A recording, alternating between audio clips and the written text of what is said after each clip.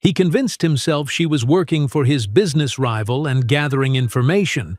When she arrived at a simple house where 3 identical 2-year-old boys came running and calling her mommy, his suspicion instantly transformed into astonishment. But before we dive into the full story, let me know where you're watching from and what time it is. Now, subscribe to the channel and let's get started. The summer air was thick with promise as Mia Davis hurried through the gleaming lobby of Thornton Industries. At 24, she walked with purpose, her sensible heels clicking against the marble floor as she balanced a cardboard tray of coffee and a folder stuffed with reports. Her dark hair was pulled back in a neat bun, professional and understated, just like the navy pantsuit she'd saved 3 months to buy. "Morning, George," she called to the security guard, who tipped his hat with a smile. Mia had a way of making friends in every corner of the imposing building, from the maintenance staff to the executive assistants on the top floor. The elevator carried her to the 40th floor, where she'd spent the past 18 months as an assistant to the executive team. Her position had been hard-won. A girl from Chicago's South Side with a community college degree wasn't the typical Thornton Industries hire. But Mia had graduated with distinction in business administration, and her interview answers had impressed even the most skeptical HR manager. "You're here early again," remarked Janet, the other executive assistant, glancing at her watch. "It's barely 7. "Quarterly reports are due," Mia replied, setting down a coffee on Janet's desk. "Thought I'd get a head start before everyone arrives." What she didn't say was that these early mornings and late nights had become her strategy for success, and more recently, her opportunity to spend time with James Thornton. James had taken over as CEO just 3 months ago, following his father's sudden heart attack. At 32, he cut an impressive figure: Harvard Business School, piercing blue eyes, and the confident air of someone born to lead. The Thornton name adorned half the buildings in Chicago's financial district, a dynasty built on real estate and investments spanning 3 generations. Mia settled at her desk and began organizing the day's files. The office remained quiet for another hour before doors began opening and closing, the hum of business gradually filling the space. She was deep in concentration when a shadow fell across her desk. "You beat me here again, Mia." She looked up to find James standing there, his tailored suit accentuating broad shoulders, a faint smile playing on his lips. Her heart stuttered in her chest, as it always did when he appeared unexpectedly. "Someone has to keep this place running, Mr. Thornton," she replied with professional warmth. "James," he corrected, as he always did. "Any chance you can stay late tonight? The Singapore projections need reviewing before tomorrow's call." Their eyes met, holding for a beat longer than necessary. "Of course," she said, ignoring the flutter in her stomach. "I'll order dinner." This had become their pattern over the past 3 months. Late nights reviewing documents, takeout containers pushed aside as they worked through projections and strategies. James valued her insights, asking questions that went far beyond her administrative role. And somewhere between financial models and market analyses, something had shifted. The first kiss had happened 6 weeks ago, after midnight in his office, the Chicago skyline glittering beyond floor-to-ceiling windows. He'd touched her cheek with surprising tenderness, murmuring that he couldn't stop thinking about her. "This is complicated," he'd whispered against her lips. "I know," she'd responded, even as she leaned into his touch. What had followed was an intoxicating secret. Stolen moments in his office after everyone had left, weekend texts that made her pulse race, and clandestine dinners in exclusive restaurants far from the business district where they wouldn't be recognized. That evening, as the office emptied, Mia gathered the Singapore files and knocked on James's door. "Enter," came his voice, deep and commanding. He sat behind his massive desk, jacket discarded, sleeves rolled up to reveal strong forearms. When he saw her, his expression softened. "I've ordered from that Italian place you like," he said, gesturing to the couch in the corner of his spacious office. "Should be here in 20. They worked through the projections methodically, Mia pointing out inconsistencies in the Asian market forecasts that even James had missed. As they finished, he leaned back, studying her with undisguised admiration. "You're wasted as an assistant, you know that?" She smiled, tucking a loose strand of hair behind her ear. "Maybe someday I'll be sitting in your chair." "I'd bet on it," he said, moving closer. "You're extraordinary, Mia." Later, in his sleek Lakeshore Drive apartment, she traced patterns on his chest as they lay in his king-sized bed, the city lights creating patterns on the ceiling. "Tell me more about your childhood," he murmured, playing with her hair. She hesitated. They rarely discussed personal matters. "Not much to tell. Single mom, South Side, worked hard to get scholarships. First in my family to finish college, even if it was just community." "Don't say just. You're brilliant. Look where you are now." Mia smiled against his shoulder. "And where is that exactly?" Instead of answering, he kissed her deeply, and the question dissolved into the night. For 3 months, they maintained this delicate balance, professional by day, lovers by night. James never spoke of the future, and Mia never pressed. She was falling in love but kept those words locked safely away, afraid to shatter whatever this was between them. Until an autumn afternoon when everything changed. Mia sat on the edge of her bathtub in her small apartment, staring at the plastic stick in her trembling hands. 2 pink lines. Unmistakable. She'd taken 3 tests, just to be sure. She was pregnant. Fear and elation warred within her. This wasn't planned. They'd been careful mostly. But as the initial shock subsided, a tentative hope blossomed. Perhaps this would bring clarity to their undefined relationship. James spoke often of family legacy. Surely a child would matter to him. That evening, she stood outside his apartment door, heart pounding. She'd texted earlier, asking if they could meet, saying she needed to discuss something important. He'd suggested his place rather than the office. James opened the door in casual clothes, designer jeans and a cashmere sweater that probably cost more than her monthly rent. He kissed her briefly before leading her inside. "Wine?" he offered, moving toward the kitchen. "No, thank you," she replied, hands clasped tightly together. "I need to talk to you about something." He turned, reading the seriousness in her expression, and gestured toward the living room. "Everything okay?" They sat on his pristine white couch, the Chicago skyline sprawling beyond floor-to-ceiling windows. Mia took a deep breath, willing her voice not to shake. "I'm pregnant, James." The words hung in the air between them. She watched his face, hoping for a flicker of joy or at least reassurance. Instead, she saw something else entirely. His features hardened, jaw tightening, eyes going cold in a way she'd never witnessed. The silence stretched, suffocating. Then, inexplicably, he laughed, a short, cold sound that cut through her like glass. "You really think this means something to me?" His voice was different, harder, contemptuous. Mia remained frozen as he stood, circling the coffee table like a predator sizing up its prey. "James, a black girl from the South Side, with a degree from some community college." Each word struck like a physical blow. "You really thought you had a place in my life, in the circles I move in?" Her throat constricted. This couldn't be happening. This couldn't be the same man who'd whispered admiration against her skin just nights before. "You were a mistake, Mia," he continued, his voice clinical now. "A temporary distraction that's now become inconvenient." She watched, numb, as he walked to a side table, opened a drawer, and pulled out a checkbook. The scratch of his pen seemed obscenely loud in the silent apartment. "This should cover whatever solution you choose." He filled in an amount, tore out the check, and placed it on the table between them. "Or if you decide to have it, this will be enough to start somewhere else."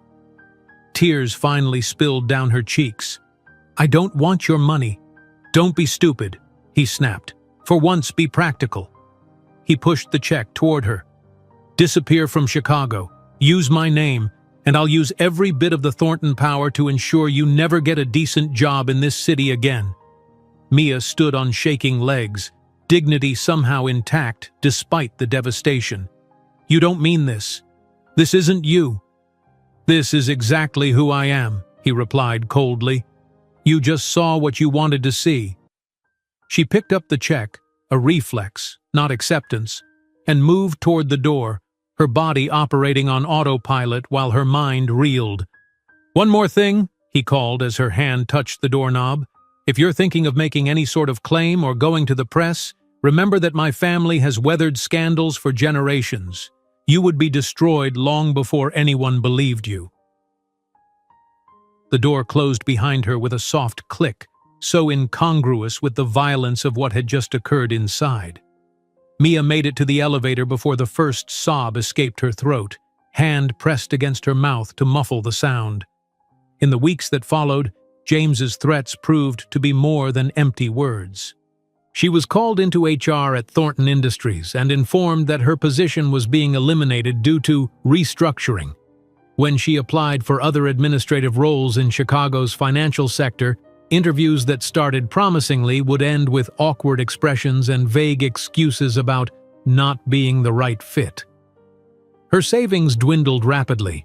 She was forced to move from her modest but decent apartment to a tiny studio in a dangerous neighborhood where gunshots sometimes served as alarm clocks. The pregnancy advanced, morning sickness, fatigue, and growing medical bills adding to her struggles. By her 5th month, when an ultrasound revealed she was carrying twins, Mia was working 3 separate jobs: substitute receptionist in the mornings, diner waitress in the afternoons, and data entry clerk at night. The pay barely covered rent and mounting medical expenses. During the rare hours of rest, she obsessively studied business books, financial planning, and entrepreneurship guides borrowed from the public library. It was in a hospital corridor, after nearly fainting from exhaustion during a double shift at the diner, that Mia found clarity. A kind nurse found her crying in a plastic chair, hands cradling her growing belly. "Honey, you can't go on like this," the older woman said gently. "You're carrying 2 lives besides your own." "I don't have a choice," Mia sobbed. "We always have choices," the nurse replied, patting her hand. "They're not always easy ones, but they exist." That night, Mia called her mother in Detroit, breaking months of proud silence. They hadn't spoken since Mia had proudly announced her executive assistant position at Thornton Industries, a job her mother had warned might not be the opportunity it seemed. "I'm coming home, Mom," she whispered into the phone, "but not to stay. I need a safe place to have my babies, and then I'm starting over. New York. I'm going to build something that no one can take away from me." Sitting on the bus to Detroit the following week, stroking her prominent belly, Mia made a promise to the children she carried. "He said we weren't enough. I'm going to show the world exactly how much we're worth." As she tucked the torn check into a memory box, Mia couldn't imagine that 15 years later, that piece of paper would be displayed in a glass case in her office atop a Manhattan skyscraper, symbolizing the beginning of her rise. As she tucked the torn check into a memory box, Mia couldn't imagine that 15 years later, that piece of paper would be displayed in a glass case in her office atop a Manhattan skyscraper, symbolizing the beginning of her rise. The rejection letter from Wexford Financial arrived on a Tuesday morning. Mia stared at the formal language, the hollow phrases that by now had become painfully familiar. "While your qualifications are impressive, regrettably unable to offer. Wish you success in your future endeavors." This had been her 7th interview in 3 weeks. Each had followed the same pattern: initial enthusiasm from the interviewer, probing questions about her experience at Thornton Industries, a promised follow-up call that never came. Instead, these polite rejection letters arrived like clockwork, each one driving the knife deeper. Mia slumped at her tiny kitchen table, one hand resting protectively on her growing belly. The table wobbled when she leaned forward, just another broken thing in an apartment full of them.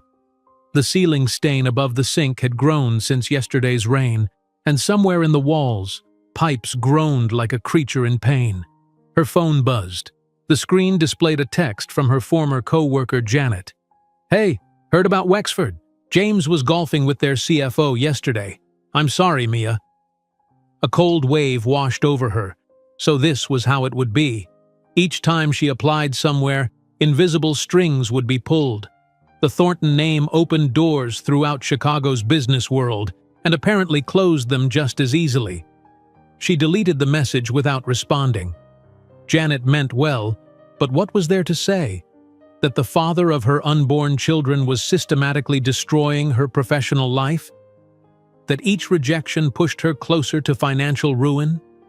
The stack of bills on her counter seemed to grow by the day. Rent already 2 weeks late.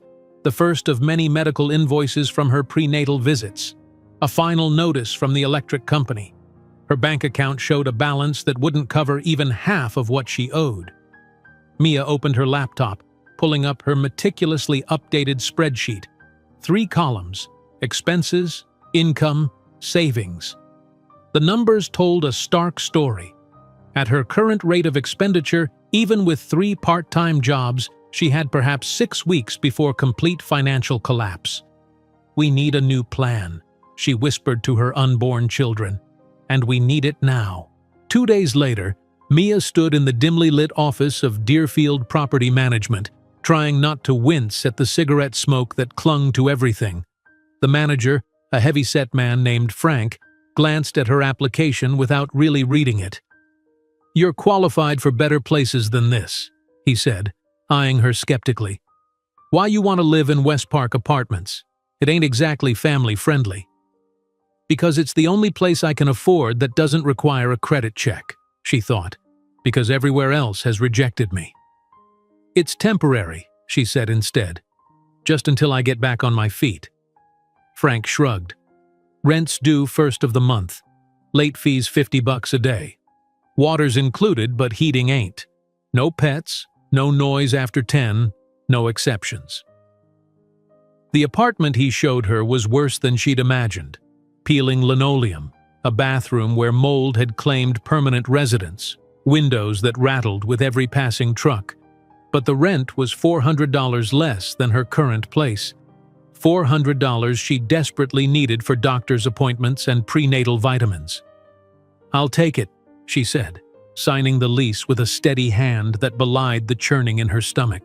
That weekend, she packed her belongings into garbage bags and the few boxes she'd collected from grocery stores. Her mother had offered to drive from Detroit to help, but pride kept Mia from accepting. She wasn't ready to admit how completely her life had unraveled. A neighbor from her old building helped load her things into a borrowed pickup truck. As they drove away, Mia didn't look back at the apartment where she'd once harbored such hopeful dreams of advancement and success. The morning receptionist job came through a temp agency that didn't ask too many questions. The position at Midway Medical Group involved answering phones, filing paperwork, and ignoring the occasional lingering glance from doctors who wondered when she was due but were too polite to ask. "We need someone who can cover Mondays, Wednesdays, and every other Friday," the office manager explained. "Pays $15 an hour. No benefits since you're temporary." Mia nodded, calculating quickly. 3 days a week, 8 hours a day. Not enough, but a start. The diner job followed that same week, waitressing at Lou's, a greasy spoon in a neighborhood that had seen better days. The manager, a tired-looking woman named Rita, hired her on the spot. "Afternoon shifts, 4 to 10, Rita said, handing Mia a stained apron. "Tips are decent if you hustle. Customers mostly mind their business. You start showing too much, we'll have to talk, but for now you're fine." By the 3rd week of May, Mia had added a night job, data entry for a medical billing company that allowed remote work. 3 nights a week, after returning from the diner with swollen ankles and an aching back, she would open her laptop and input endless codes until her vision blurred and her fingers cramped. Sleep became a luxury she could rarely afford. 4 hours on a good night, often less. Her pregnancy books, borrowed from the public library, warned against such exhaustion, but what choice did she have? The morning sickness that had plagued her first trimester had finally subsided, replaced by a constant gnawing hunger that her budget couldn't satisfy. She rationed her meals carefully, splurging only on prenatal vitamins and the occasional carton of milk. One evening in June, as Mia counted her tips from Lou's, $37.43, her phone rang. The screen displayed "Mom." With a deep breath, she answered, "Hey, Mom. Mia Davis, it's been 3 weeks since you called. I was about to file a missing persons report." Despite everything, Mia smiled. Her mother's concern, wrapped in humor, was a familiar comfort. "Sorry, been working a lot." "You working for 3 now, baby. You can't keep pushing yourself like this." Mia said nothing, her silence answering for her. "Have you thought more about coming home? Just until the babies are born?" "I can't, Mom. I need these jobs. If you leave now, what? That man has already taken everything from you in that city. What are you still holding on to?" "Pride," Mia thought, "the belief that I can fix this myself." "I'm handling it," she said firmly. "I've got 3 jobs now. The medical billing one might even turn permanent." Her mother's sigh carried years of wisdom and worry. "All right. But my offer stands. Your old room is waiting whenever you're ready." After hanging up, Mia opened one of the business books she'd borrowed. Tonight's selection, Building Wealth from Zero, a self-made millionaire's guide to financial independence. She read until her eyes burned, highlighting passages about investment strategies and compound interest that seemed galaxies away from her current reality. The ultrasound appointment in July changed everything. "Let's take a look at how this little one is doing," Dr. Chen said, moving the wand across Mia's gel-coated belly. The grainy image appeared on the screen, indecipherable to Mia's untrained eye. The doctor's brow furrowed in concentration. "Is something wrong?" Mia asked, panic rising in her throat. "No, not at all," Dr. Chen replied, adjusting the machine. "But I'm seeing— Yes, there it is. Ms. Davis, did you know you're carrying twins?" The world seemed to tilt sideways. "Twins?" Dr. Chen smiled, pointing to the screen. "Baby A and Baby B, both looking healthy, good heartbeats. I'm surprised this wasn't caught earlier. Twins, 2 babies, 2 of everything, twice the diapers, twice the formula, twice the responsibility." Mia's carefully calculated budget, already stretched to breaking, suddenly seemed like a cruel joke. As she left the clinic, clutching the ultrasound images, reality crashed down around her. She had 19 weeks until her due date. 19 weeks to somehow prepare for 2 babies instead of 1. That afternoon at Lou's, the exhaustion hit harder than usual.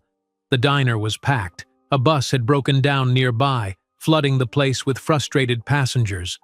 Mia moved between tables in a fog, taking orders, refilling coffee cups, forcing smiles. "Miss? Miss?" A customer's voice snapped her back to awareness. "I asked for more ketchup 5 minutes ago." "I'm sorry, sir. Right away." As she turned, the room tilted. The tray of dirty dishes in her hands clattered to the floor, silverware and broken plates scattering across the linoleum. Conversation stopped. All eyes turned to her. "Mia!" Rita's voice seemed distant. "Take 5, for God's sake." Somehow she made it to the employee bathroom, barely registering Rita's hands guiding her. Once inside, she slid down against the wall, head between her knees, fighting the darkness edging her vision. A knock came at the door. "Mia? It's Jen from the clinic next door. Rita called me over. Can I come in?" The door opened before she could answer. A woman in blue scrubs crouched beside her, checking her pulse with practiced efficiency. "When did you last eat something substantial?" the nurse asked, helping Mia to her feet. "Breakfast," Mia mumbled. "Toast." "And before that?" Mia couldn't remember. The nurse, Jen, led her to the clinic, insisting on a proper examination.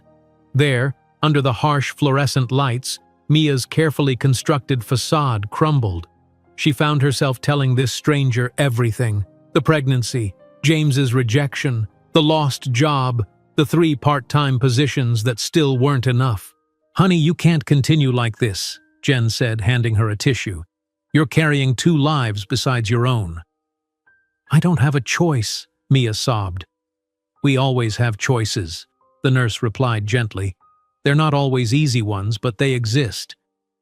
Mia thought of her mother's offer, the safe harbor of her childhood home in Detroit, the support she'd been too proud to accept. That night, sitting on the edge of her bed in the dismal apartment, Mia finally dialed her mother's number. "Mom," she said when the line connected, her voice breaking. "I need to come home." She heard her mother's relief in the catch of her breath. "I'll come get you this weekend, baby. We'll figure it out together." "It's not permanent," Mia insisted, even as gratitude flooded through her. "I need a safe place to have my babies, and then I'm starting over. New York. I'm going to build something that no one can take away from me." "New York?" Her mother sounded surprised. "That's a long way from home." "That's the point," Mia said quietly. "In New York, the Thornton name won't mean anything. I can start fresh, build something of my own." A week later, Mia sat on a Greyhound bus bound for Detroit, watching Chicago's skyline recede in the distance. One hand rested on her belly, feeling the occasional flutter of movement from within. "We're going to be okay," she whispered to her unborn children. "First Detroit, then New York. We're going to build a life so magnificent that one day he'll see what he threw away." Leaving Chicago behind, Mia couldn't know that she would return 15 years later, not as a desperate young woman, but as a powerful entrepreneur about to acquire the very building where James Thornton had humiliated her. Leaving Chicago behind, Mia couldn't know that she would return 15 years later, not as a desperate young woman, but as a powerful entrepreneur about to acquire the very building where James Thornton had humiliated her. The contractions started at 2:17 in the morning. Mia had been dreaming of spreadsheets and business plans when a sharp pain jolted her awake. She lay still in her childhood bedroom, counting seconds between spasms as she'd learned in the prenatal classes at Detroit Community Hospital. 5 minutes apart. Too soon. She was only 36 weeks along. "Mom," she called, voice trembling as she switched on the bedside lamp. "It's time." What followed was a blur of hospital corridors, medical forms, and mounting fear. The doctor's words cut through her fog of pain.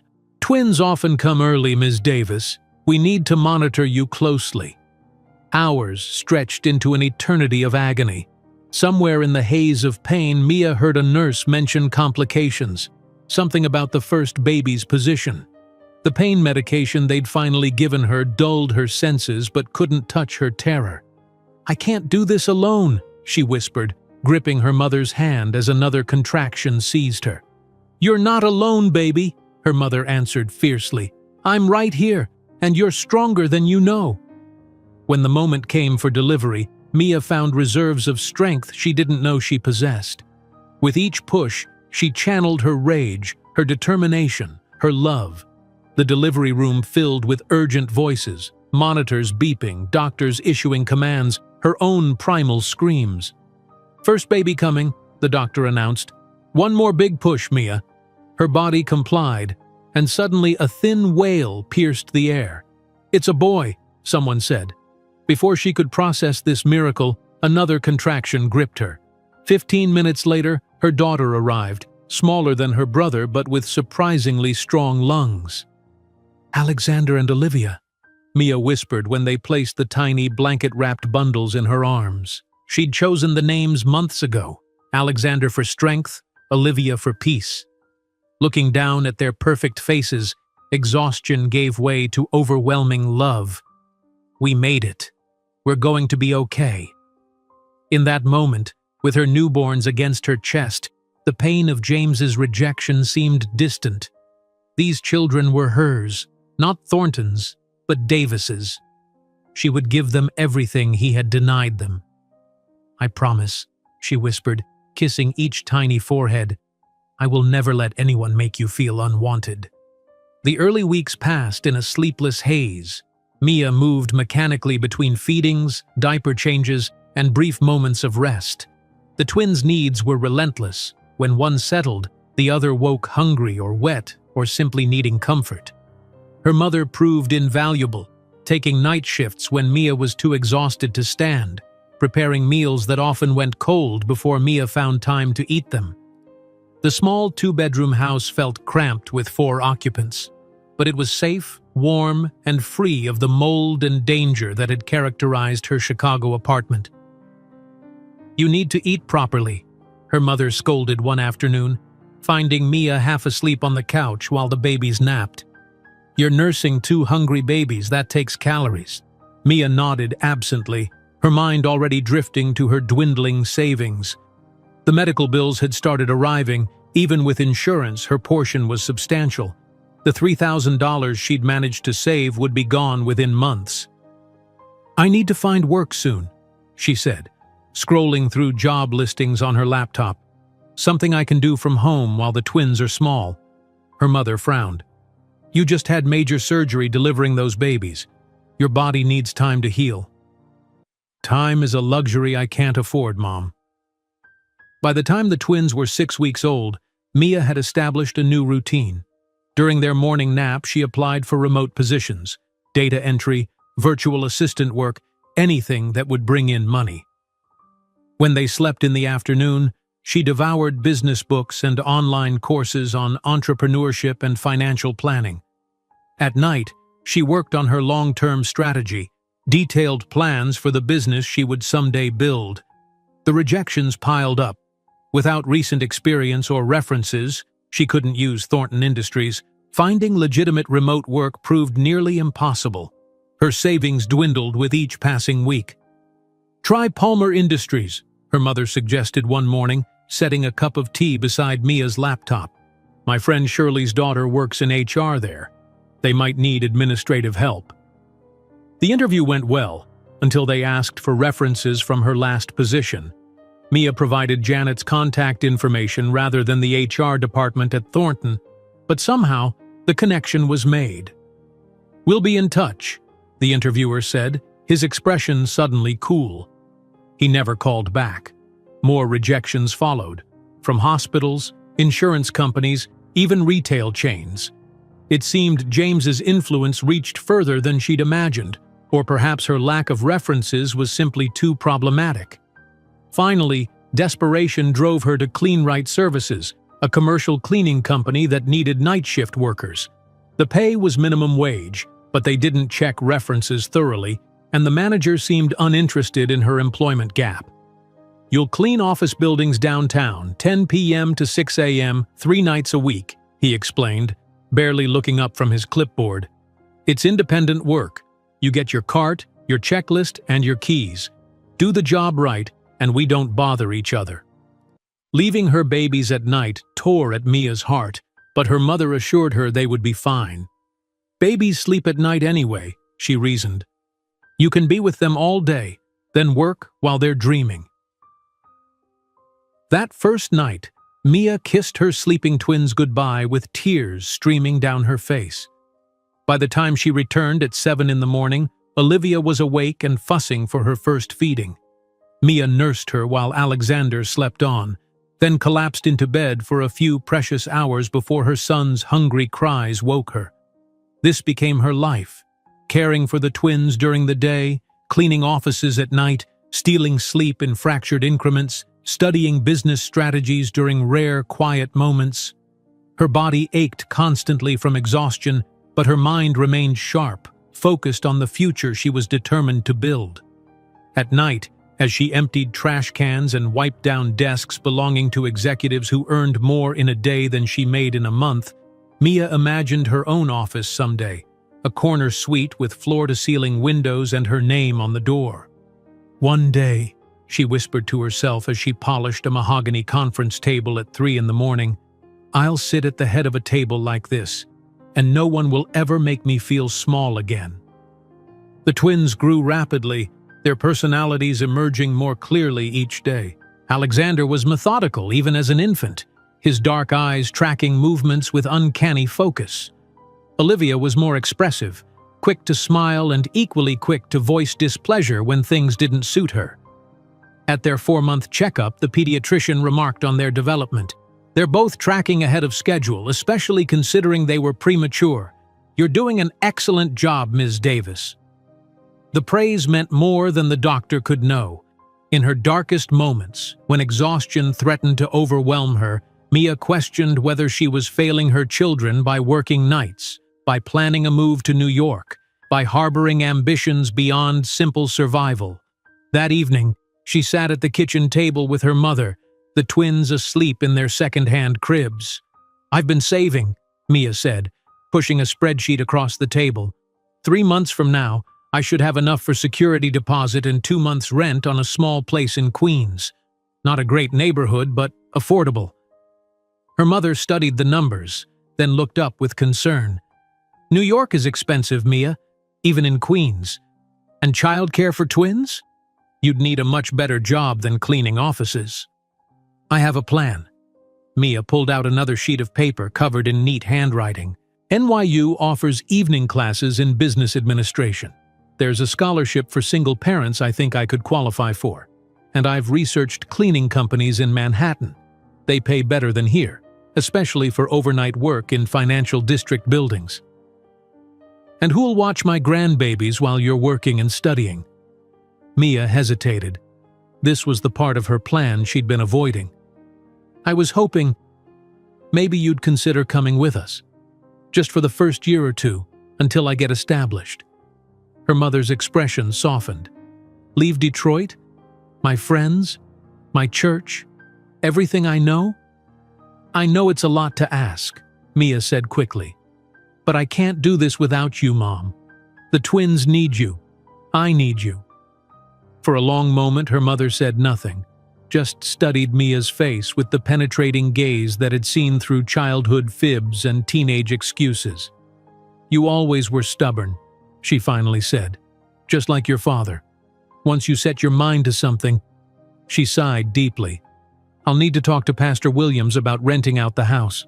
No sense letting it sit empty." The relief that flooded through Mia was so intense she had to blink back tears. "Thank you, Mom.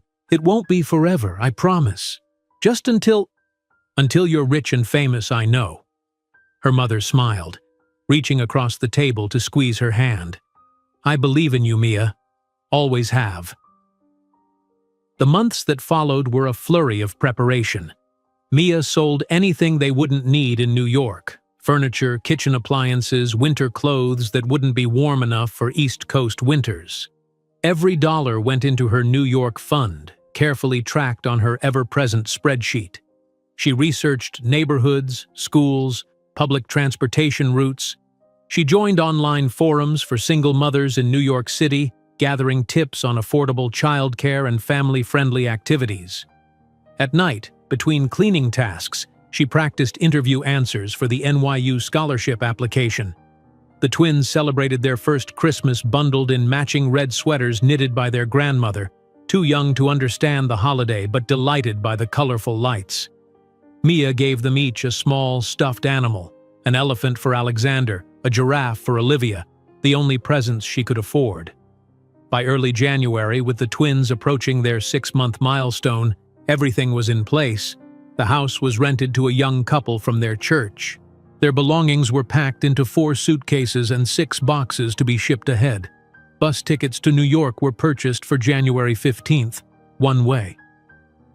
The night before their departure, Mia stood in her emptied childhood bedroom, the twins sleeping peacefully in their portable cribs. Everything she owned, everything they owned, fit into depressingly little space. Yet somehow, she felt richer than she had in months. She had a plan, a destination, and most importantly, she had her children. At the bus station the next morning, her mother wiped away tears as they prepared to board. "You call me the minute you arrive, you hear? And every day after that." "I will, Mom. Thank you. For everything." "You're going to do great things, Mia Davis. Those babies are lucky to have you." She hugged Mia fiercely, then bent to kiss each sleeping twin. "You come back when you're rich and famous." "That's the plan," Mia replied, managing a smile despite her own tears. The journey was long, 9 hours with 2 transfers, the twins alternating between sleep and fussy periods that had Mia apologizing to nearby passengers. As the bus finally crossed into Manhattan, Mia held the babies up to the window. "That's where we're going to live," she whispered, though Alexander was busy chewing his fist and Olivia was more interested in pulling her mother's hair. "First Queens, then maybe Brooklyn, and someday, right there." She pointed to the gleaming skyscrapers of Midtown. "Someday we'll have an apartment with a view of the whole city." While the bus entered Manhattan, Mia didn't know that the small apartment in the Bronx where they were going would be only the first step on a ladder that would lead her to the top of the most powerful island in the world. While the bus entered Manhattan, Mia didn't know that the small apartment in the Bronx where they were going would be only the first step on a ladder that would lead her to the top of the most powerful island in the world. The security light flickered erratically as Mia made her way down the corridor of the Metropolitan Tower. 10 past 10 in the evening, and the building hummed with the quiet efficiency of night cleaners, security guards, and the occasional executive working late. Her navy uniform, with elite cleaning services embroidered on the pocket, was crisp despite the late hour. Beneath her cart of supplies, she'd tucked 3 business textbooks and a notepad, companions for the quiet moments between tasks. 6 months in New York had established a punishing routine. Her tiny 1-bedroom apartment in the Bronx, shared with her mother and the now 1-year-old twins, was merely a place to collapse between shifts. While her mother cared for Alexander and Olivia during the night, Mia meticulously cleaned the offices of Manhattan's elite, observing the architecture of power from the shadows. "Evening, George," she called to the security guard as she signed in, offering the smile that had already made her a favorite among the building staff. "Another late night, Mia?" George asked, pushing the logbook toward her. "Those bigwigs sure make a mess, don't they?" "Job security for us," she replied, signing her name with a flourish. "I'm on the 42nd floor tonight, executive suite." "The Dragon's Lair," George chuckled. "Ms. Westwood's working late again. Fair warning." Mia nodded gratefully. Eleanor Westwood, CEO of Westwood Marketing Solutions, had a reputation for demanding perfection from everyone, including the cleaning staff. Mia had never personally encountered her, always careful to clean around occupied offices without disturbing the occupants. The elevator ascended silently, giving Mia a moment to massage her temples. She'd been up since 5 that morning, feeding the twins before rushing to her NYU class on organizational leadership. The partial scholarship she'd secured covered 60% of her tuition, a miracle that still left her scrambling to pay the remainder while juggling rent, childcare costs when her mother needed a break, and the ever-present student loans. Sleep had become a distant memory, a luxury sacrificed on the altar of ambition. 4 hours on a good night, often broken by Olivia's nightmares or Alexander's teething pain, yet somehow she maintained a 3.8 GPA in her classes and had already been promoted to senior cleaner at Elite, responsible for the most prestigious floors. The 42nd floor was silent when Mia arrived, pushing her cart quietly across the plush carpet. The layout was familiar by now, a central reception area surrounded by glass-walled offices, with the corner suite reserved for the CEO. Light spilled from beneath that door, confirming George's warning. Methodically, Mia began with the empty offices, dusting shelves, emptying trash bins, and vacuuming carpets. As she worked, she absorbed details: organizational charts pinned to walls, strategy documents carelessly left on desks, marketing plans sketched on whiteboards. Each office told a story of the company's structure, its priorities, its culture.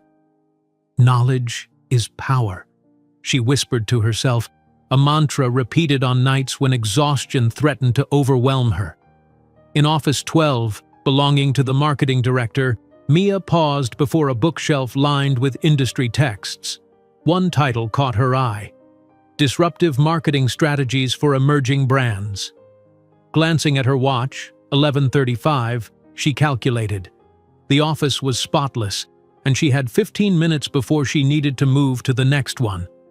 Carefully, she removed the book, settled into the ergonomic chair, and began reading, absorbing principles of brand positioning and market penetration.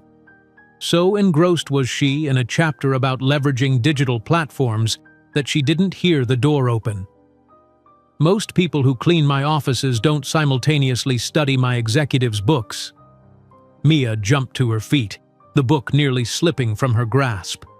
Eleanor Westwood stood in the doorway, an elegant woman in her 50s with silver-streaked hair and piercing green eyes. She wore a charcoal suit despite the late hour, not a wrinkle in sight.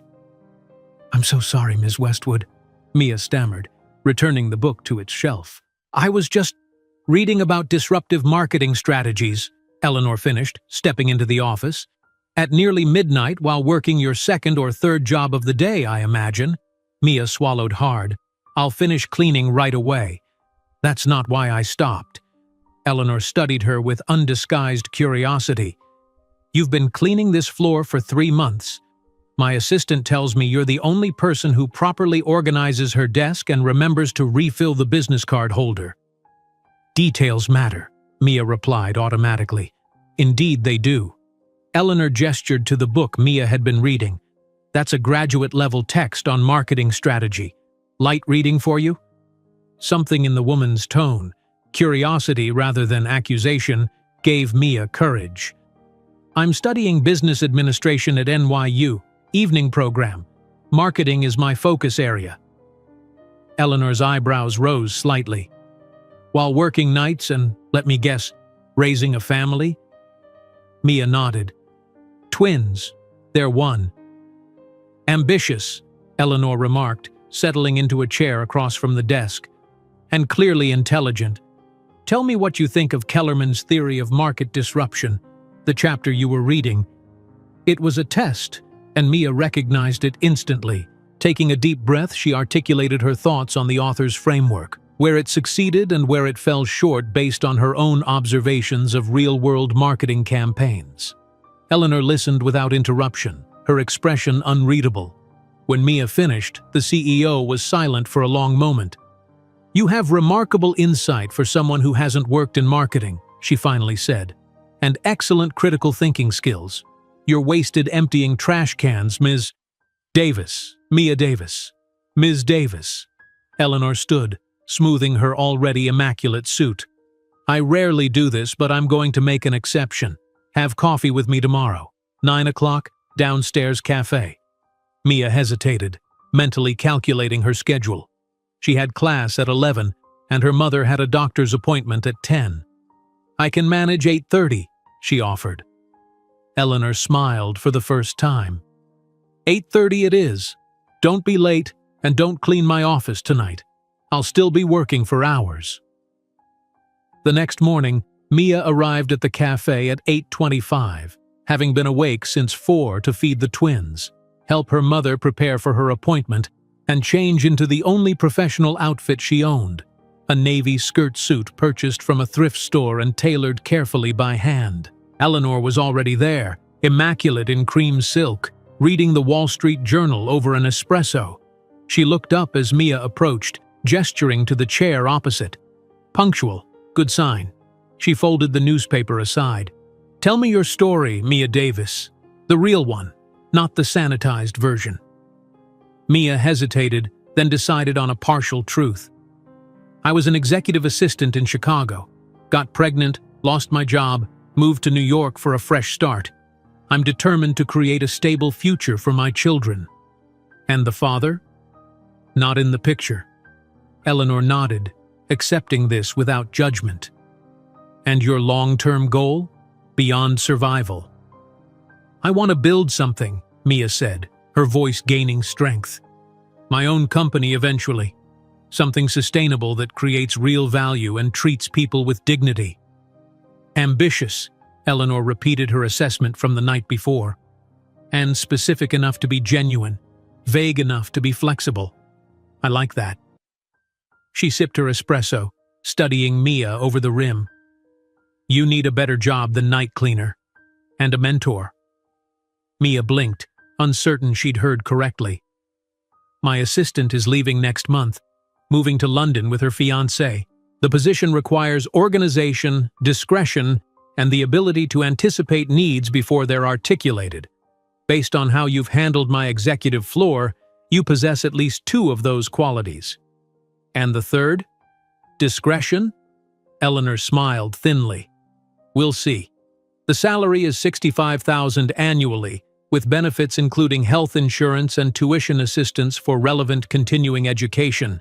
Hours are long and sometimes unpredictable.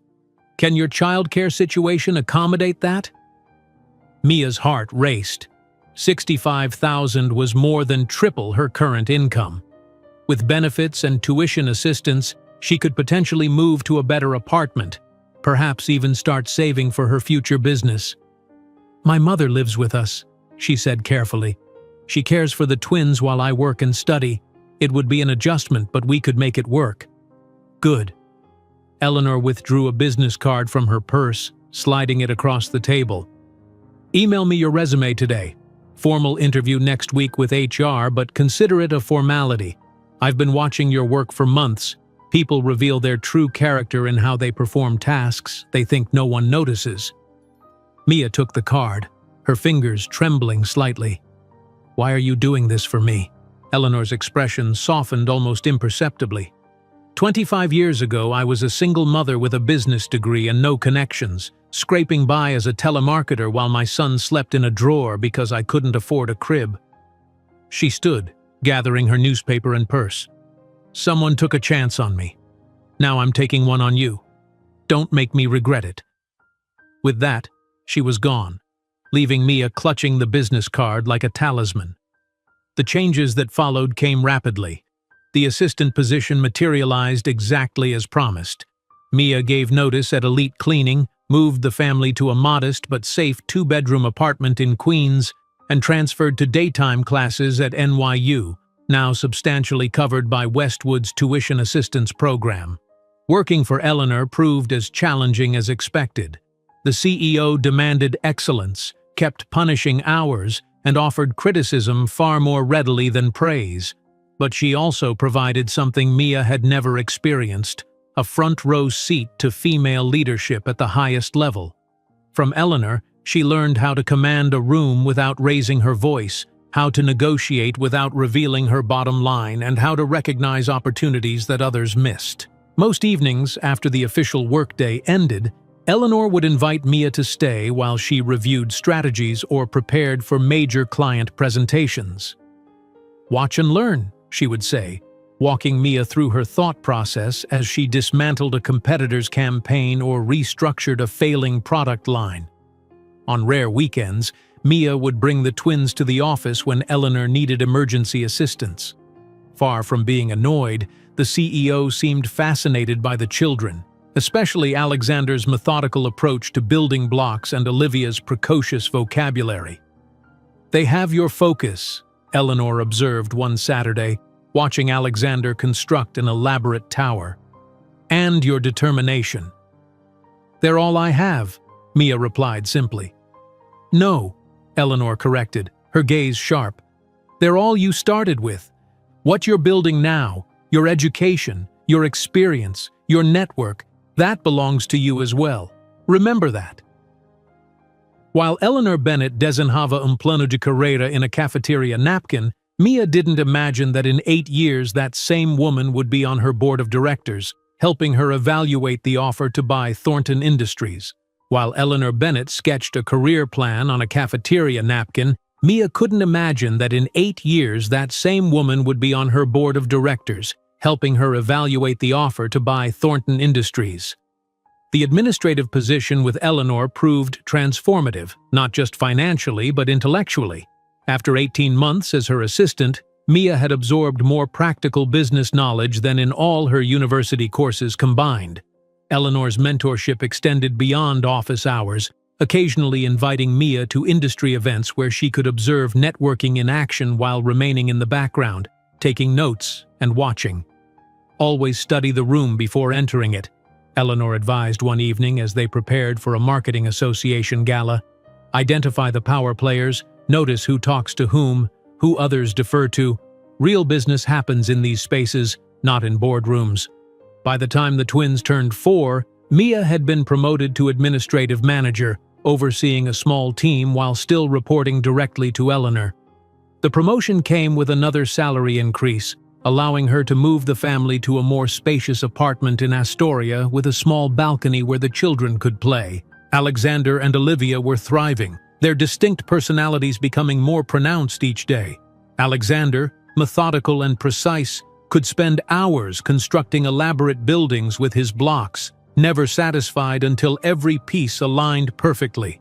Olivia, verbally precocious and socially confident, already demonstrated a gift for storytelling, crafting elaborate tales for her brother's amusement.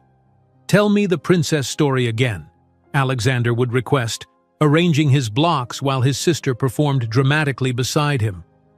"Once upon a time," Olivia would begin, her voice adopting the theatrical cadence she'd learned from their grandmother's bedtime readings, "there was a brave queen who built a castle all by herself because the king was mean and stupid." Mia would listen from the kitchen, heart aching at how her children had unconsciously crafted a fairy tale from fragments of their reality. They rarely asked about their father anymore, seemingly satisfied with her careful explanation that he wasn't ready to be a daddy and had made his choice to live separately. Late at night, after tucking the twins into bed, Mia maintained her ritual of documenting their milestones in a leather-bound journal. Alexander's first complete sentence, Olivia's spontaneous rendition of the alphabet song, their synchronized laughter at a shared joke that only they understood. "Today, Alexander built a tower taller than himself," she wrote one evening. "He has your determination, James." And Olivia asked a question about why leaves change color that left me researching chlorophyll at midnight. "She has your curiosity, though I hate to admit it." She never intended to share these observations with James. The journal was her way of processing the complicated emotions of raising his children alone. In her most honest moments, she acknowledged the sadness she felt for what the twins had lost. Not just a father, but an entire branch of their family tree, grandparents and cousins they would never know. During her third year with Westwood Marketing, Mia began noticing problems with the cleaning service the company employed. Complaints from executives about missed areas, supplies running out, and chemical smells lingering in conference rooms had become commonplace. "The service has gone downhill since they were acquired by that conglomerate," Eleanor remarked one evening, frowning at a dusty bookshelf. "They've cut staff, switched to cheaper products, classic cost-cutting that sacrifices quality." Mia nodded, remembering her nights as a cleaner. Most of these companies treat their workers terribly. Minimum wage, no benefits, punishing schedules. When I worked for Elite, I knew cleaners who handled dangerous chemicals without proper protection. Some developed chronic respiratory problems. "Unfortunately, that's standard in the industry," Eleanor replied, returning to her computer. But the conversation planted a seed in Mia's mind. Over the following weeks, she began researching the commercial cleaning industry more thoroughly, identifying its systemic problems: exploitative labor practices, toxic cleaning products, inconsistent service quality, and virtually no technological innovation. "There's an opportunity here," she murmured one night, surrounded by industry reports and market analyses. The twins slept peacefully in their shared bedroom while her mother dozed in front of the television. The next morning, she requested a meeting with Eleanor, arriving with a carefully organized folder of research. "The commercial cleaning industry is broken," she began, sliding a market analysis across the desk. "But it's also essential and recession-proof. Every corporate building in America needs cleaning services." Eleanor listened without interruption as Mia outlined the industry's problems and her vision for a solution: a cleaning company built on fundamentally different values: ecological sustainability, worker dignity, and technological accountability. "Interesting," Eleanor said when Mia finished. "But why are you telling me this? Westwood is a marketing firm, not a venture capital company." "Because I'm going to build this company," Mia replied with quiet confidence. "Not today or tomorrow, but it's my plan, and I wanted your advice on how to prepare." A smile tugged at Eleanor's lips. "I've been waiting 3 years for you to tell me your long-term plan. I was beginning to worry you didn't have one." She leaned forward. "You'll need experience in operations management, not just administration, and financial literacy beyond what your degree provides." Within a month, Mia's role expanded to include operations oversight for Westwood's New York office. She immersed herself in learning supply chain management, vendor relations, and facilities coordination, all valuable skills for her future venture. The catalyst arrived unexpectedly during a meeting with a dissatisfied client whose offices Mia had toured that morning. "The place was a mess," complained Jonathan Pierce, CEO of a mid-sized tech company. "Conference room still had coffee stains from yesterday. Bathrooms smelled terrible. My team can't work in those conditions." Eleanor glanced at Mia, who had prepared a comprehensive response. "We've scheduled an emergency deep clean tonight, Mr. Pierce, and we're reviewing alternative cleaning vendors," Mia explained professionally. After the meeting, Pierce lingered, approaching Mia directly. "You seem to understand the problem better than most. The current vendor charges premium rates for subpar service. I'd pay double for someone who actually delivered quality." "What specifically would you want from an ideal cleaning service?" Mia asked, seizing the opportunity. Pierce's answer was surprisingly detailed. Eco-friendly products that didn't leave chemical smells, consistent staff who knew the building layout, transparent pricing, and accountability for missed areas. "If you know someone who could provide that," he added as he left, "I'd sign a contract tomorrow." That evening, Mia sat at her small dining table, the twins asleep after their bath time routine, and began drafting a business plan. Years of observation, research, and planning coalesced into a clear vision. Clean Slate Enterprises, a commercial cleaning company committed to environmental sustainability, fair labor practices, and technological innovation. For weeks, she refined the plan during evenings and weekends, creating financial projections, marketing strategies, and operational frameworks. When it was ready, she presented it first to Eleanor, whose critical eye found weaknesses Mia hadn't considered. "Your profit margins are too thin in the first year," Eleanor noted, circling numbers on the spreadsheet. "And you haven't accounted for employee turnover realistically. But the core concept is sound, disrupting an industry that's become complacent." With Eleanor's guidance, Mia revised her plan, then secured a meeting with two potential investors Eleanor had introduced, former clients who respected her judgment. The morning of the presentation, Mia dressed carefully in her most professional outfit, now a tailored charcoal suit purchased with her manager's salary rather than second-hand finds. Her mother wished her luck while helping the twins with breakfast. "Remember, you're not just asking for money," Eleanor had advised. "You're inviting them to be part of something transformative. Speak with conviction." The presentation took place in a small conference room at Westwood. Mia stood before Eleanor and the two investors, Patricia Goldstein, a retired pharmaceutical executive, and Marcus Webb, who had recently sold his software company. "The commercial cleaning industry generates $85 billion annually in the United States alone," Mia began, her voice steady despite her racing heart. "Yet it remains plagued by low wages, toxic chemicals, and inconsistent service. Clean Slate Enterprises will revolutionize this essential industry through three core principles." As she presented her vision, environmentally safe products, living wages with benefits for employees, and proprietary tracking software to ensure quality, she could see the investors' interest growing. When she reached the financial projections, showing modest but steady growth based on conservative client acquisition estimates, Patricia began taking detailed notes. "You're essentially proposing to be the anti-corporate cleaning company," Marcus observed when she finished. "Paying more, charging more, but delivering exceptional value." "Precisely," Mia confirmed. "Clean Slate isn't just a cleaning company. It's a values statement. Our clients will choose us because they share our commitment to environmental and social responsibility." 3 days later, Mia received the call she'd been hoping for. Patricia and Marcus, along with Eleanor, were prepared to invest $25,000 in exchange for 22% equity in Clean Slate Enterprises. With trembling hands, Mia accepted the investment check at a small signing ceremony in Eleanor's office.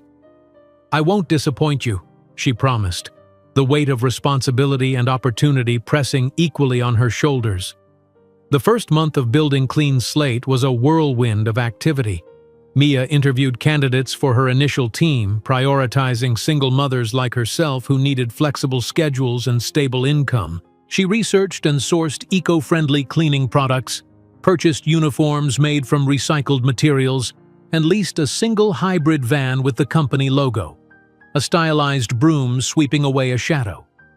Jonathan Pierce became their first client, signing a one-year contract after Mia personally presented Clean Slate's service model. For the inaugural cleaning, Mia worked alongside her 3 employees, demonstrating exactly the standard she expected. "We don't just clean spaces," she explained as they gathered in Pierce's empty office after hours. "We restore dignity to the environments where people work and to the profession of cleaning itself." 2 weeks later, Clean Slate held its first official company meeting in a small rented office space in Brooklyn. The team had grown to 5 with a waiting list of potential clients referred by Pierce. "Our mission goes beyond cleaning," Mia told her small but dedicated staff. "We're here to clean not just spaces but the reputation of this industry. Everyone who works for Clean Slate will receive fair wages, health benefits, and opportunity for advancement. In return, we deliver excellence without compromise." That evening, Mia returned to their apartment later than usual, finding the twins already asleep. She stood in the doorway of their bedroom, watching their peaceful breathing in the soft glow of the nightlight. "Mommy's building something special for you," she whispered, her heart full with the day's achievements and tomorrow's possibilities. In the small, improvised office of their first client, Mia couldn't imagine that in just 5 years she would be commanding a fleet of blue vans with the Clean Slate logo in every district of New York, or that in 10 years her company would be valued at more than $300 million. In the small, improvised office of their first client, Mia couldn't imagine that in just 5 years she would be commanding a fleet of blue vans with the Clean Slate logo in every district of New York, or that in 10 years her company would be valued at more than $300 million. The ribbon-cutting ceremony for Clean Slate's first real office space felt momentous despite its modest scale. 20 people gathered in the sunlit Brooklyn storefront, Mia's small team of now 12 employees, her mother beaming with pride, 6-year-old Alexander and Olivia bouncing with excitement, and the 3 investors who had taken a chance on her vision 2 years earlier. "With this ribbon, we cut away the past and embrace our future," Mia announced, her voice steady as she faced the small crowd. The oversized scissors felt weighty in her hands, symbolizing the responsibility she carried. The walls behind her were painted the signature Clean Slate blue, the company's minimalist logo emblazoned in silver. As the ribbon fell, Alexander and Olivia rushed forward, racing through the newly opened doorway as if christening the space with their energy.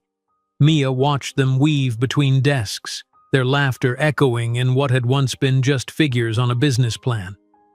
"You've built something remarkable in just 2 years," Eleanor said, appearing at Mia's side. 15 corporate clients, 12 employees, and now a proper headquarters. "This is just the beginning," Mia replied, watching as her operations manager demonstrated their newly developed tracking application to interested guests. The application had been her first major innovation, a digital system that allowed clients to verify exactly when spaces were cleaned, which products were used, and by whom. Transparency that had never existed in an industry notorious for its opacity. "The app is ready for beta testing next week," Mia explained to a cluster of clients. "Each cleaner will log their work in real time with before and after photos uploaded directly to your company portal. No more wondering if your office was actually serviced overnight."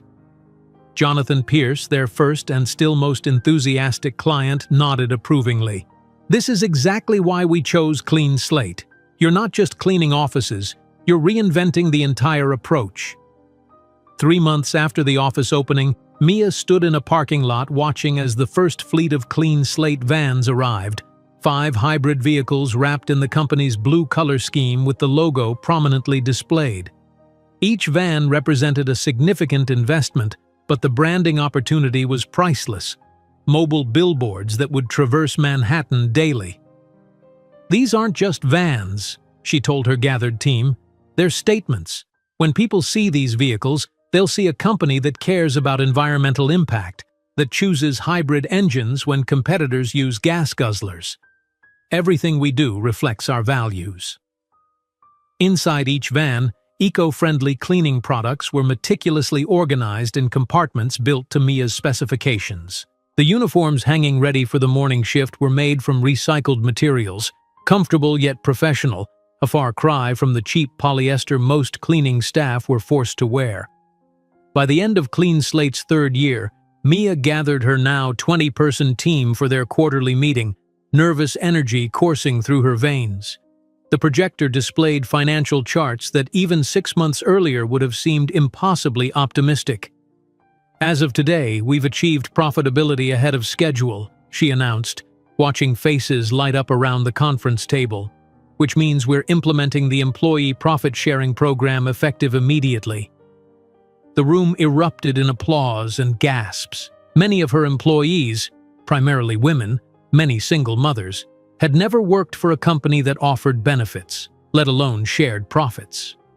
"Each of you will receive quarterly bonuses based on company performance," Mia continued, "because Clean Slate's success belongs to all of us. This company was built on the principle that the people who do the work should share in the rewards." That evening, Mia unlocked the door to their new apartment in a doorman building in Queens. The space felt cavernous compared to their previous home. 3 bedrooms, a proper dining room, and windows that flooded the rooms with natural light. "We're home!" she called, hearing the twins racing from the living room where her mother had been supervising their homework. "Mom, look what we did!" Alexander thrust a paper toward her, his handwriting precise even at 7 years old. A perfect score on his mathematics test, with a handwritten note from his teacher. "Exceptional understanding of concepts beyond grade level." "And I got picked to read my story at assembly," Olivia added, not to be outdone.